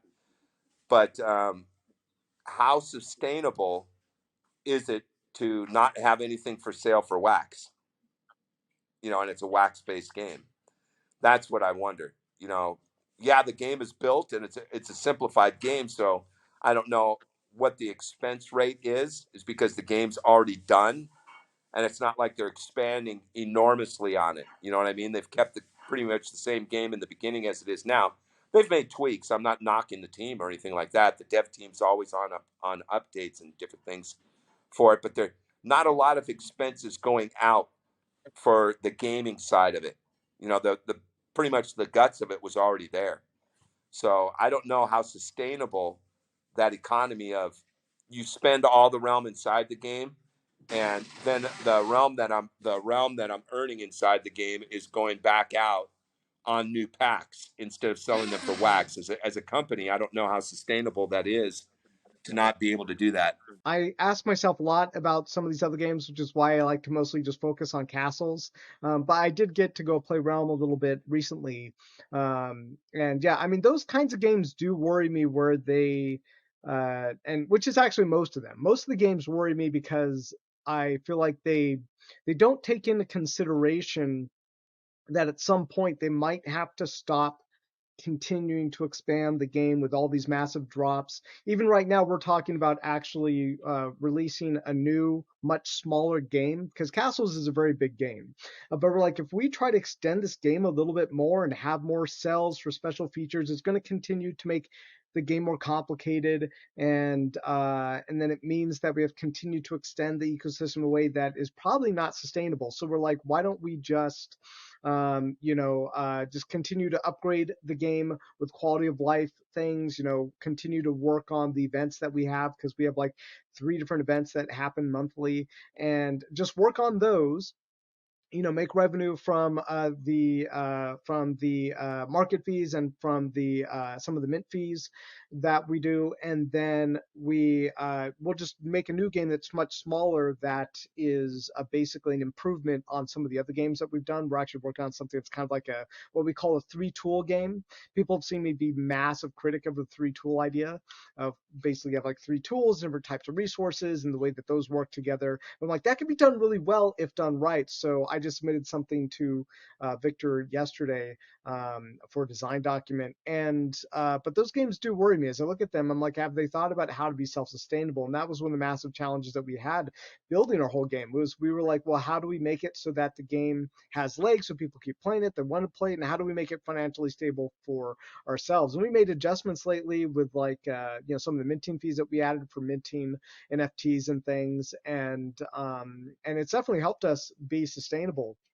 And we had some people complain they left the game, but that's left us with players who like playing the game that's there for the game that it is, rather than like continuing to come in and harp on us every like couple of days for trying to get them more ROI. Right, exactly. So but I think it's all deliberation. You're like, what is the intellectual deliberation of building these games? What do the gamers want out of it? What can you provide for them?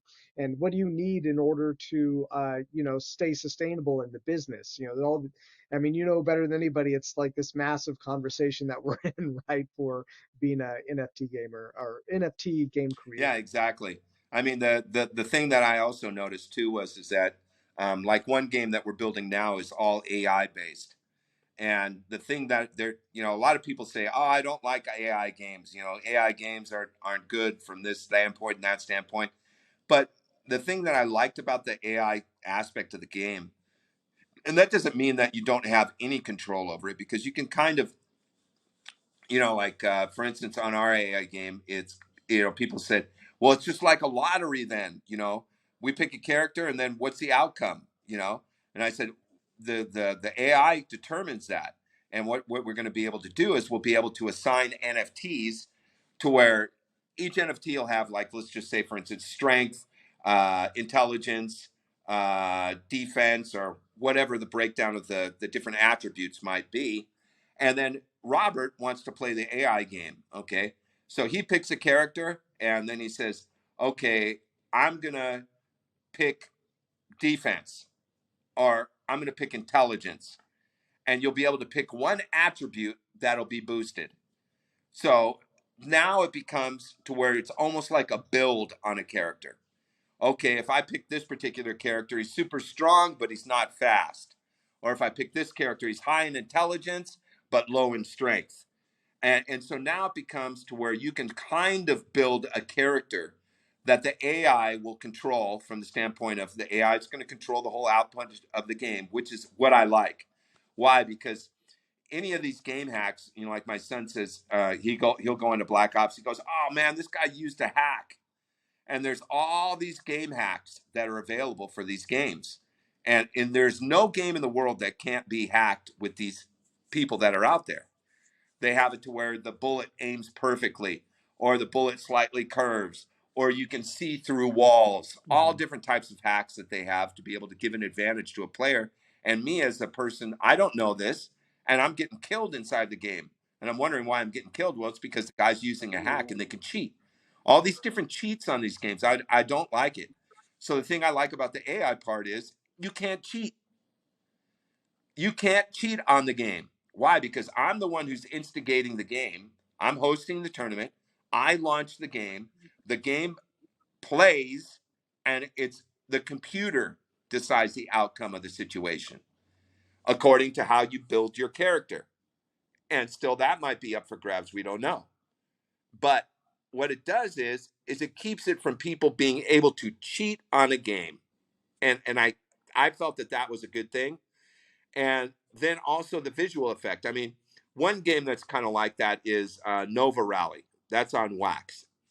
It's a 3D game, but you got to pick the right characters that go in the right car, and then the race happens.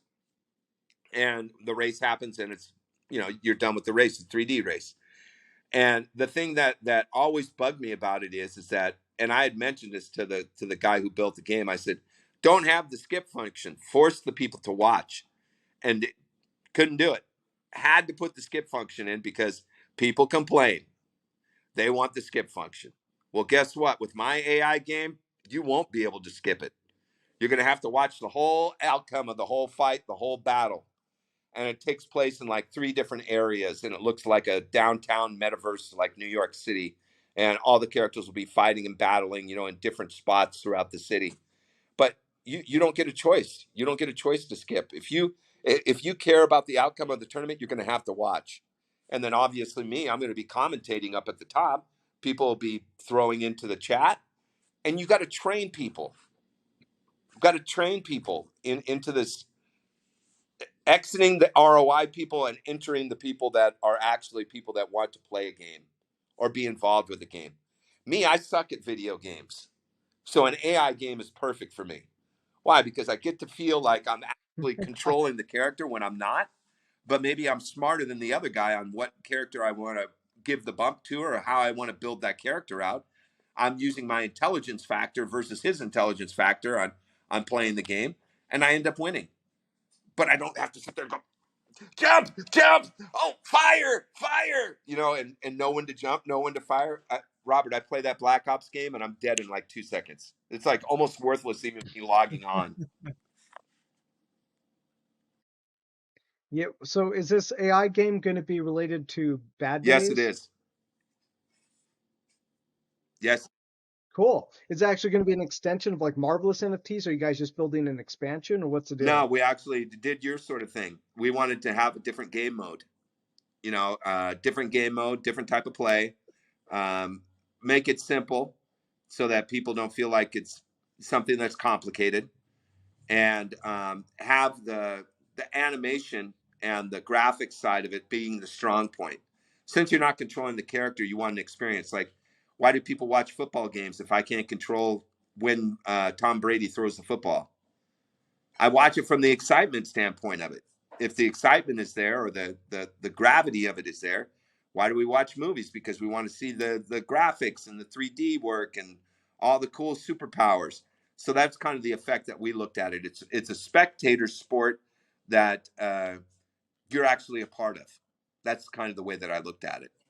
Hmm. And I think that it's something that's different than what we have in our game, and it's going to be something that's new. So that's kind of the way that we looked at it, because you know what's to keep a person from getting bored on your game, and then just saying, "Oh, that's it, I'm done, I'm bored." You know, I mean, me personally, I don't play Pac-Man anymore, or Asteroids, and I remember how popular those were when I was a kid. So that's kind of the thing, you know, when you build a game, you're wondering what's going to keep people around 5 years down the road. And that's the problem, is that, Hmm. once you feel like your game is done, what do I do? Do I walk away from this game, or do I build a mode to the game, or, something like that? And that's really what we looked at, is that if you have an NFT and you're upgrading an NFT, you're probably never going to walk away from the game, because you've created this monster of a beast, this character. It's like my son. I asked my son 1,000,001 times. He has this account that he has, and I said, well, your account, you have all these characters that you've upgraded. And why don't you just sell the whole account? He goes, are you crazy? And I go, well, you don't play the game anymore. I don't care. I still got the characters. I go, but when they shut the server off, you won't. So with NFTs, technically, I mean, you're going to own those NFTs for life. So if you spent the time to upgrade the characters, whether you want to sell them later down the road, or you want to hold on to them and say, hey, now I'm going to play the game again. They got a new mode. I'm going to use this character in there, or whatever it is. That's kind of the thing I look at. All right, I think that's interesting. So, what kind of AI is this going to be? Is it going to be like some kind of deep learning AI, or is it just like a kind of simple if and or then using tables kind of AI? Well, it was built on Unreal Engine, so the graphics look really sick. And it's kind of like a Royal Rumble, type of setup. And it boils down to where 40 players enter, then it dwindles down to, each, it's, like one battle of 40, and then there's going to be, I think it goes 40, 10. It breaks all the way down to where there's only two players left, and then obviously the last player standing type of scenario. And we're going to Okay. have a leaderboard. So what happens is, just for participating, you're going to get a point. And then if you're in first place, you get 5 points. Second place, 4 points. Third place, 3 points. Uh, fourth place, 2 points, and then everybody gets a 1 point. So people that, okay, I, Nice, I, nice. I won today, I don't have to play anymore. Well, that's not necessarily true. You might have to keep playing, because Joe Schmo, who sucks at the game or has lost every time, he's been playing every day. So just because you won first place on one tournament in the season, we're basing it on 30 tournaments is one season, for example. And at the end of 30 tournaments being played, who's ever in first place on the leaderboard ends up winning the top prize. And so that's kind of the way that it's based. Wow. And it's the look of So, it's the look of it is just superpowers shooting back and forth, and each player trying to eliminate themselves. And I think that's what the cool part of it is the AI game of it, the special effects of superpowers being the main variety of firepower, is what's cool about the game. I like that. What you guys should do is you should add a you should make it like Craft or Marbles on Stream, where someone can like me can just come in and hold a raffle and then just see who's the last superhero You know what? standing. That's what Damien had suggested too. He said we can make it to where we can have Hmm. other people want to use it. Go ahead and let them use it. That's no problem at all. So we have that aspect of it too. The other thing that I liked about it is obviously any dev is going to try to make you upgrade your game and then spend money. I mean, that's really what it boils down to. But I like the fact that some of the ideas that I've come up with, the game can grow. In fact, meaning that the environment can change. That means that, like, at any given time throughout the gameplay, maybe lightning strikes where it strikes, and the only person that's on the playing field that doesn't get affected is Thor, because he's the god of thunder, and the other players get affected by the lightning hitting him, or a meteor shower strikes the planet, and then everyone gets affected but the Hulk, because he's the strongest, or things like that, where you can change the environment, or all of a sudden a shitload of zombies come out of nowhere and just start attacking the players randomly. So there's all these different things that you can add to the game. You can have it to where it comes to the end of the game. We have this option to be able to do it, to where you're going to be able to battle a Titan like Thanos. Now, you're never going to beat him, but what the game mode would be is that you made it to the end. This is a reward on top of your reward that you already made for the day. You get a chance to battle Thanos, and whatever the point score would be, you'll get a chance to spin the wheel, or a level of points if you achieve 5,000 points against Thanos, you get this prize. If you achieve 10,000, then you get this prize, and so on and so on and so on. And then also the leveling up of players, because people love to level up players, is being able for them to be able to buy NFTs that will give them, okay, this will give you a 1% boost on your intelligence for for this specific character. So we've got a lot of different things that can be added to it, which is great. I mean, we had to spend a lot of extra to have a leaderboard added, to have dashboard control, to be able to add NFTs into it whenever we want to, so we don't have to go back to the devs and say, can you add this NFT in? Can you add this in? Can you add that in? And that type of nonsense. So we've got a good control of the game, which is a good thing. So it's another game mode that's really exciting that I can hardly wait to deal with. Yeah, that does sound exciting. I'm particularly excited to hear that you guys are thinking about making it into like a marbles game. Every Tuesday and every Thursday, I do a stream for like an hour where I do giveaways. And right now, we mostly use Crittercraft and marbles on stream. But if we could be fighting with like Spider-Man and Thor and the Hulk and all these Marvel characters, I'd probably spend most of my time in that one. Because Yeah, it's just way more exciting to have Marvel character Stanley characters yeah, there. definitely. So, yeah, so I have a couple more questions for you.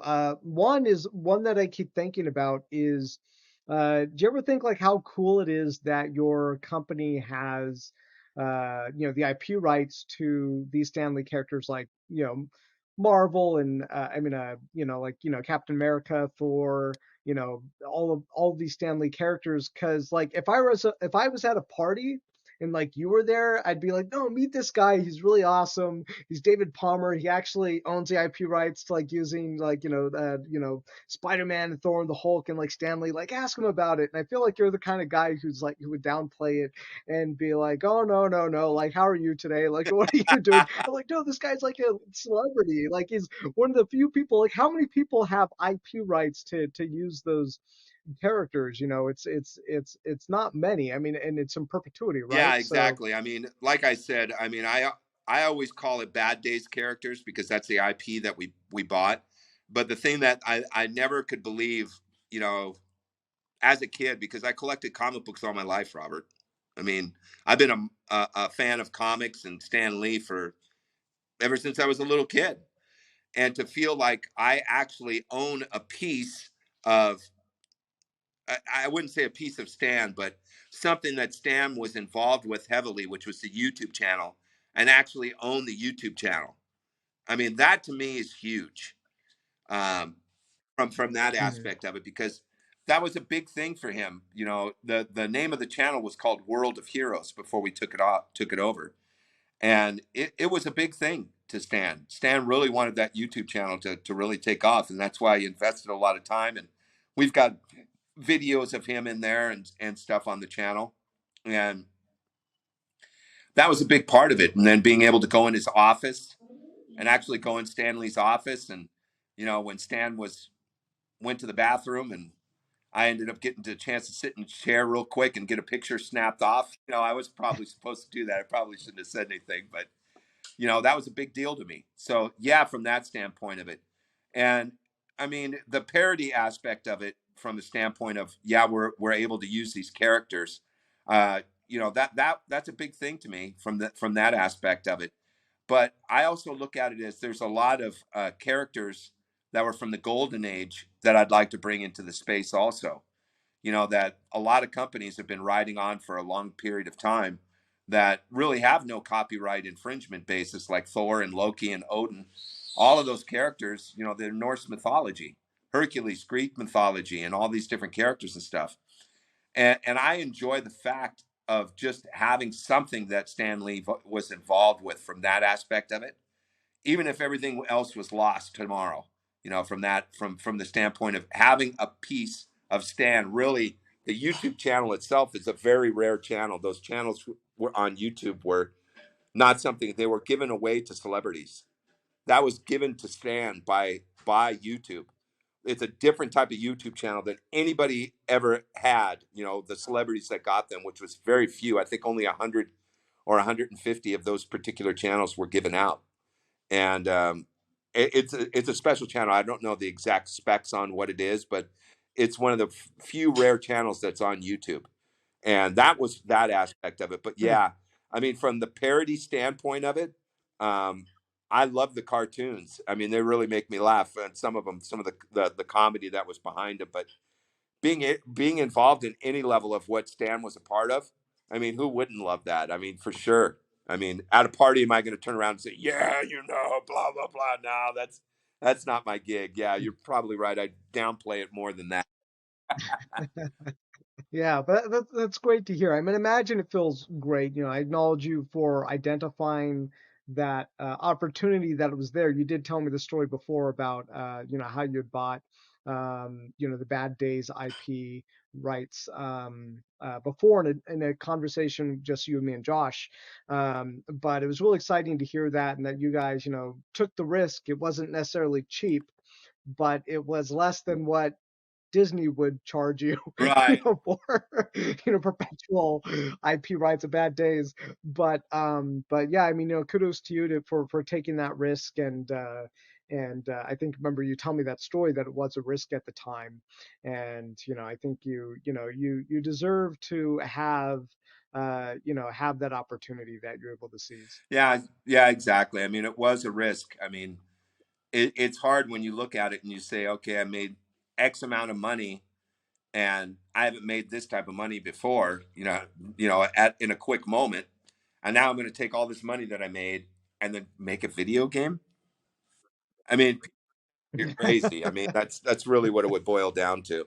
People would say, "I think you're nuts. There's no way you're going to make it happen." And I think that was more or less the dream come true. Is that I had a partner that was willing to take the risk with me, and then I also had my other partner, which is my wife. She's in the kitchen cooking right now, um, and had a life partner that backed me up.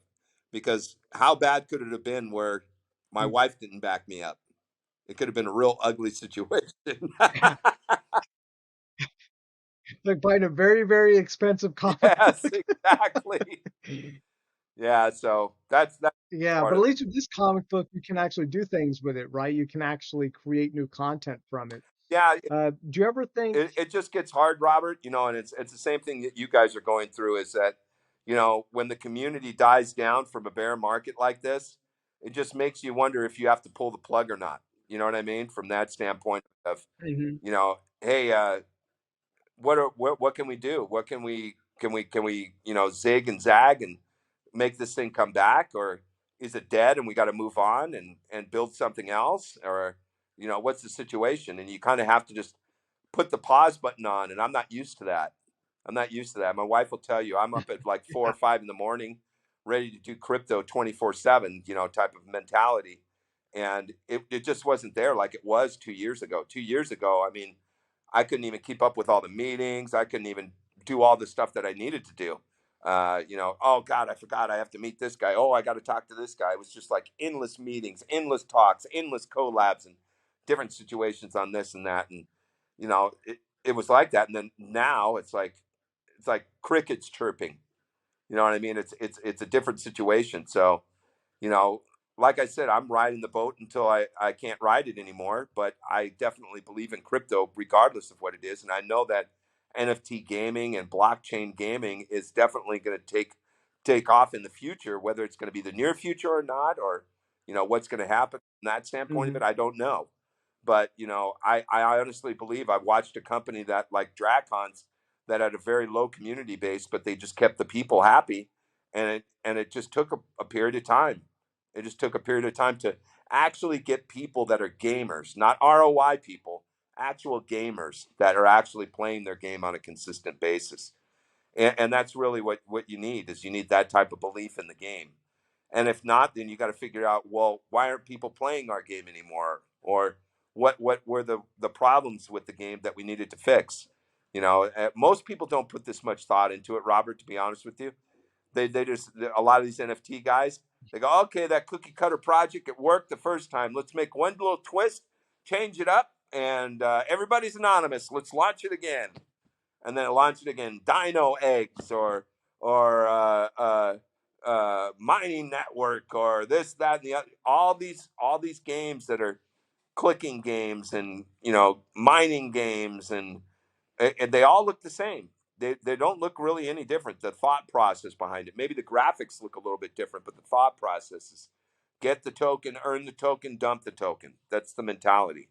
It's not about the gameplay or strategy or anything really. And I think once it gets past that point, to where you have a community of people that enjoy your game, it's just keeping that community happy. Really, it is. Yeah, 100%. I agree. It takes time to create, thoughtful game, and then it's all about the community. It's all about the players, at the end of the day. Are they getting what they want out of it? Maybe not everybody is, but our job is to make sure that as many of them as possible are getting the experience and the reward that they want and that they're expecting. Um, uh, s- Gosh, you said something that made me think of, because we're talking about the Bad Days IP.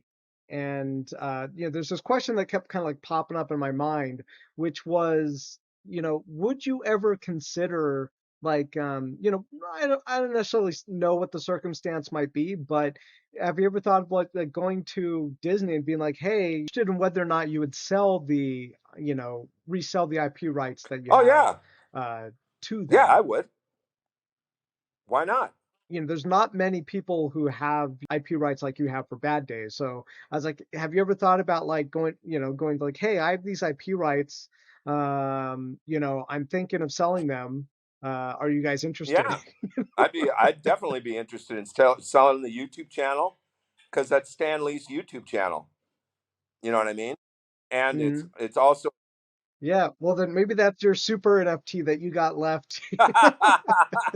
You'll build a game for them, build an AI game for them, and then at the end of the day, you just retire on this massive Bad Days NFT that Well, I think you they have could built up probably do it upon. better. They got the budget to. I mean, it's just like with you and Josh, man. It's how much can two men handle? You know what I mean? How much damage can we actually do, from that aspect of it? I mean, we try our best to try to get things done quickly, but it takes time. Game builds take time. Smart contracts take time. Updates take Hmm. time. Tweaks on the game take time. And me, I want to forward fast everything. I'm like, fuck, man. I wish I knew how to code. I wish I knew how to make animation.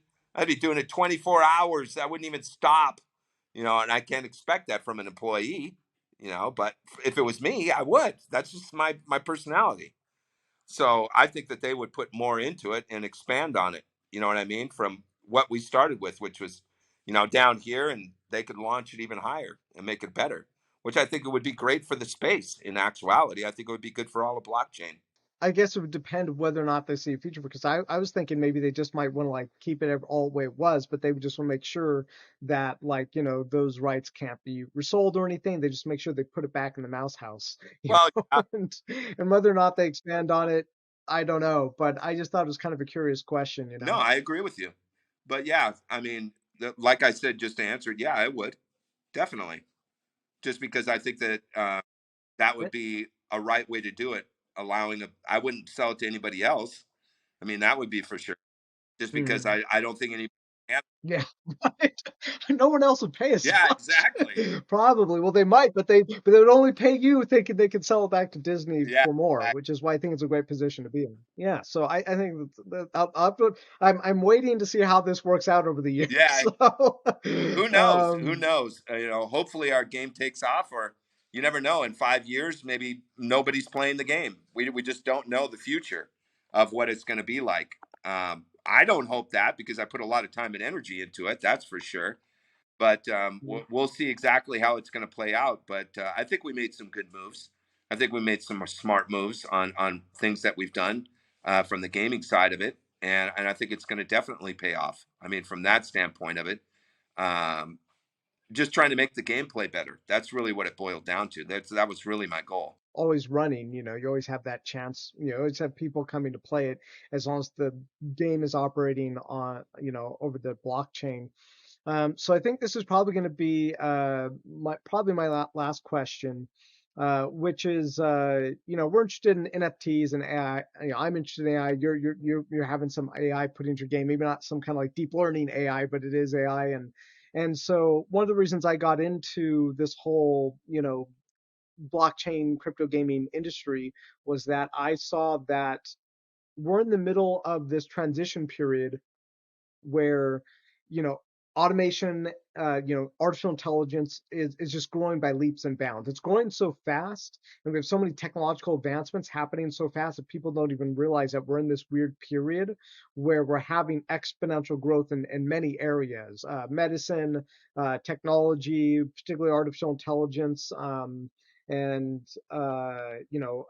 robotics. That's definitely something that's going to be happening as well, alongside artificial intelligence. And so I see this future where basically a lot of what humans do now, I think copywriting is probably going to be the next ball to drop inside of, the copywriting industry is probably going to get decimated by artificial intelligence. If you're a copywriter and you like, go through people's, novels or something to make sure that they put everything in the right place, the punctuation's in the right place. I imagine that job's going to be gone Right. in like, just like 2 or 3 years, going to be completely gone almost. A lot of people who are going to be creatively like, editing anymore, and doing like copywriting stuff is going to be people who do it purely for the creative reasons. Oh, should I, have the hero die here or should I have them live? That's, more of a creative Right. Exactly. decision. But I think, so this is a great example of one of the jobs I think is going to be completely obsolete in just a matter of years, if not by next year, probably 2 to 3 years. And so I just saw a need for people being able to produce value in different ways. We're in a podcast right now because this, I never imagined being in a podcast, but just the way that my career was going, I find myself here. Now I'm actually inside of a studio. Inside the studio, I have all these controls for like the audio, like all the stuff that's in here now would have cost me like $1 million to set up on my own in the studio like 10 years ago. But Right. now it's all like right in front of me. I don't need a crew. All I have is the software and it'll do almost all the work for me. And that's just more of an example of like, how some jobs are going away, like studio crew being replaced by like one piece of software. And um and so do you agree? Do you see that that is the way that we're going, where basically we're going to have alternate ways for people to provide value that hasn't existed in the past? Like, a great example is like an Uber driver. I never would have imagined 15 years ago, before I knew what Uber was, if it was even around back in 15 years ago, never would imagine that actually be a job right now, Right. that you would be your own taxi driver by a tech company that sends you places to pick people up. I never imagined that would be a thing, but here we are in the modern day society. And I feel like that's going to be way more of the future. We're going to have these other jobs that show up. You're going to be like, well, I didn't know there's a job. Like now people, there are Dungeons and Dragon hosts that like, do this for money now. They like host Dungeons and Dragon games and they're the dungeon master for people, and they'll do it like online remotely and they get paid for it. So I feel like this is kind of the direction we're going in. And NFT, games, crypto, blockchain, like all of this is a massive part of that movement. Do you agree, disagree? What do you agree with, disagree I with? do agree. I do agree. I think it's a big part of it. I mean, me, I used to produce music. So in the music industry, having a whole studio set up, oh, let me have my NS10s, let me have my, analog mixing board, and 2-inch reels, and all that changed. And believe me when I tell you, then it went from, okay, you're not using 4 track, now you're using 8 track. Then it went to 16 track, then to 32. Oh yeah, 32, that's awesome, and blah blah blah. And then 2 inches out. Then ADAT started. Then everything got recorded. The medium, the actual medium on what you recorded on was different. Now it's on DAT, digital audio tape, and it just kept progressively going. Now cassettes are out. Now CDs are in. Now look, I never thought CDs would go away. CDs are out because people don't need a CD. I can get it on my phone, and I go, but you're missing the experience of how good the music is, because your speaker on your phone is garbage. You don't have good speakers. You could have a CD, play the CD, and it'll go over your stereo system in a lot better way. Oh, I don't care. I got my little headphones. Okay. You just can't convince it. And technology has taken over in a lot of places like that. I mean, just a lot of different ways that technology has taken over, to what people are being able to do. And I think that the vision like they had on, I forgot what cartoon it was. It was a Disney movie, I believe, where in the end it showed people were like a big fat blob in a floating like William Shatner captain's chair floating around with a AI piece that's on them, and they didn't have to do anything. They just sat in the chair. Food delivered to you. Well, we never thought that that was going to be a thing. Whoever thought that you would order food from Amazon and it get delivered to your front door? Why not just drive down the street a block? You know, Dad, you're so old school, man. You just have it delivered. Do you see what I mean? I mean, the thinking, the Yeah, oh yeah. I do all those things. Remember during the pandemic, I'm like, it was just so weird. Like I'm not going anywhere, ordering food and groceries on my phone. It's just crazy. yeah. So It's weird and AI strange and new. technology of how everything is robotics. I mean, I was watching a show where they actually showed a robotic companion that was female, and not necessarily from a sexual side of it, but from a communication side of it as a friend. And it was kind of creepy looking. Don't get it wrong that it didn't. It looked way more real than they did in the past, but it's still kind of creepy looking. And sure enough, they figured it out, man. Full reaction, reacts to your voice, reacts to uh, just to your voice, reacts to you, and it learns from the questions and communication that you have. So the intelligence keeps getting better as it's around you. And they've been doing this in Japan, and it's amazing how these it's coming, man. It's coming. You won't be able to stop it. It's just going that direction. And I mean, the thing I look at is the technology has already gotten to the point to where when I was a kid I always wanted to go outside. I think our kids aren't even caring about going outside anymore and playing outside and having a great time outside and riding your bike and let me learn how to drive, and all that's gone. I say to my son, I go, don't you want to drive? No, you're going to take me everywhere. I go, well, okay, I'm not going to take you everywhere. He goes, okay, I'll call Uber. So Yeah, I feel like that's really our present and our future, It's very strange. it is. It's gotten to that point to where am I going to be able to do everything with one of those Oculus headsets? Am I actually going to be able to, like one company that we've been talking to that wants to collab with us? They're doing a virtual dating site where you're virtually going to be able to be on a date with somebody. Now, from the physical standpoint of it, maybe the first couple of dates, you're not wanting to get physical or even touch somebody. I can understand that, but it seems strange to me, you know, to okay, you're going to go on a date with somebody, but you're going to go on a date and go, yeah, as an avatar. You're going to have an avatar. You're going to have different avatars. So the person maybe doesn't Mhm. look like themselves, number one, so you don't know what they look like.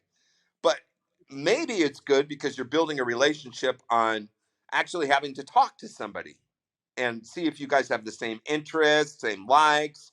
And then they started explaining it and saying, well, you can go to a movie. Okay, I can go to a movie. Yeah, and you can watch the movie with the actual headset on, and you and her can go inside a movie theater and actually watch a movie, sit down together and watch a movie. I go, okay, I can see that happening. He goes, oh yeah, and you can order popcorn.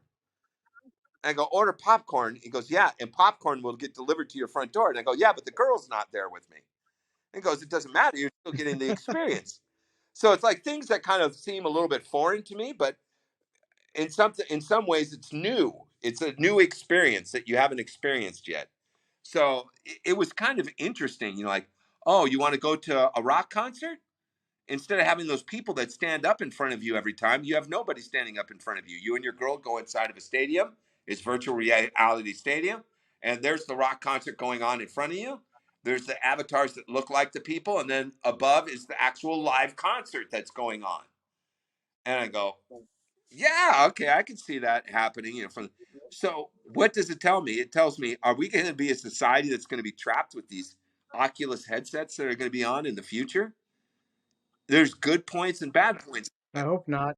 You know what I mean? I'm not the type of person that would want to wear one of those things 24 hours. we have to have them watch Ready Player One, and the thing, the point of the end of that movie was reality is the only thing that's real. Yeah. But then he met his girlfriend inside the virtual world. I know that I never thought I would really, be on a Bumble app, but that's the only place the only place I've gotten my last couple of dates was through Bumble because, I haven't known anybody up in the San Jose area where I was living. But it was it's not what I never expected to be. All right, here we go. We're going on a date. Never met this person before, but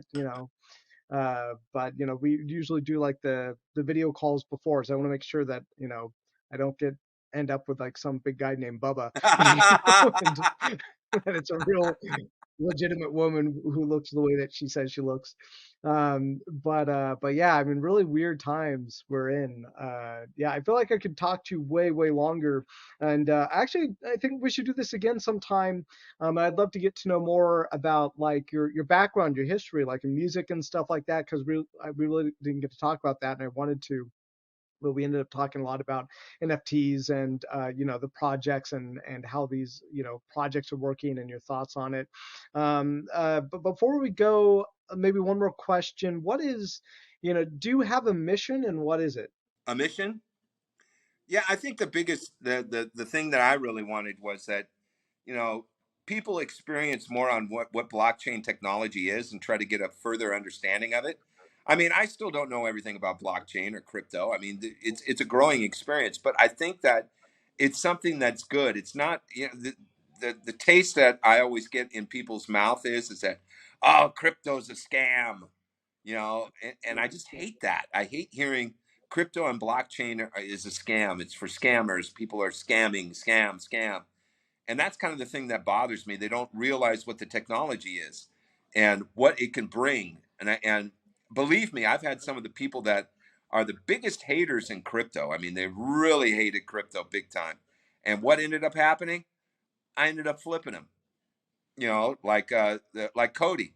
Cody didn't like blockchain or crypto. He thought it was a scam, but that now he's doing security for it. You know what I mean? So it's all according to. Mm-hmm. Cody's a committee member of the Wax blockchain and security advisor, right? Cybersecurity advisor. Yeah, well, exactly. I mean, he's a security advisor for anything crypto, basically. For different projects on people that try to hack projects and protecting them and that type of a thing. And then another project that we're dealing with, they're doing the same type of technology, security, because there's so much hacking going on. But the thing that bothers me is that everyone thinks that crypto is just a scam. NFTs are just a scam, and I would love my mission in life is actually to bring more knowledge to people, to have them have a clear understanding of what blockchain is and what cryptocurrency is and what NFTs is and what it could be. That's really what I would like to say, from that standpoint of it. I think that, it's got a bad rap. Does that mean that I don't think there are scammers out there? Yes, there's scammers out there. There's scammers out in any business, in any type of business that you're going into, and that's kind of the way that I look at it, is that it's got a bad rep to it, from that standpoint of it, but it's very young and it's in its infant stage. So once it gets past a certain point, I would love mass adoption. That's really what my mission is to get the world involved with crypto and blockchain. So your mission is to I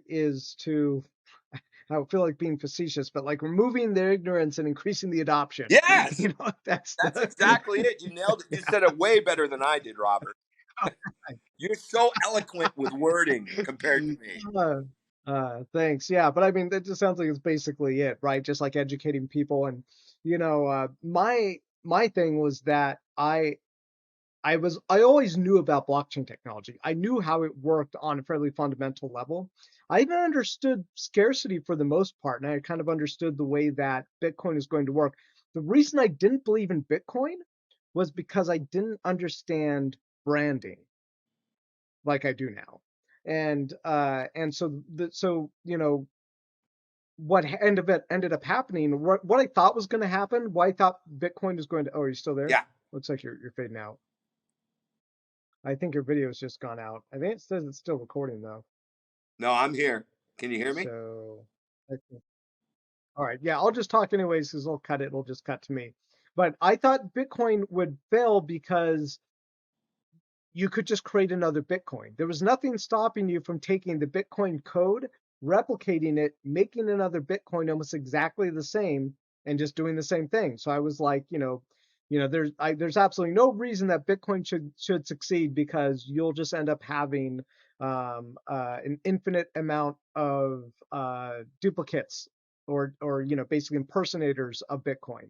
But what I didn't understand was that it was the first. And so as the last 16 whatever years have gone on since Bitcoin was created, was that it's proven that to be first, to be there early really makes a difference. There are countless other tokens that basically use almost identically the same code as Bitcoin, but Bitcoin was first. It was here first, so it's the most popular. It's number one. It's like, and when you think of fast food joint, you think of, whatever one you went to the most as a kid, McDonald's, Carl's Jr., whatever it was. It's just the same thing as Bitcoin. It's the biggest. It's most well known. It's the most branded, decentralized token, the largest.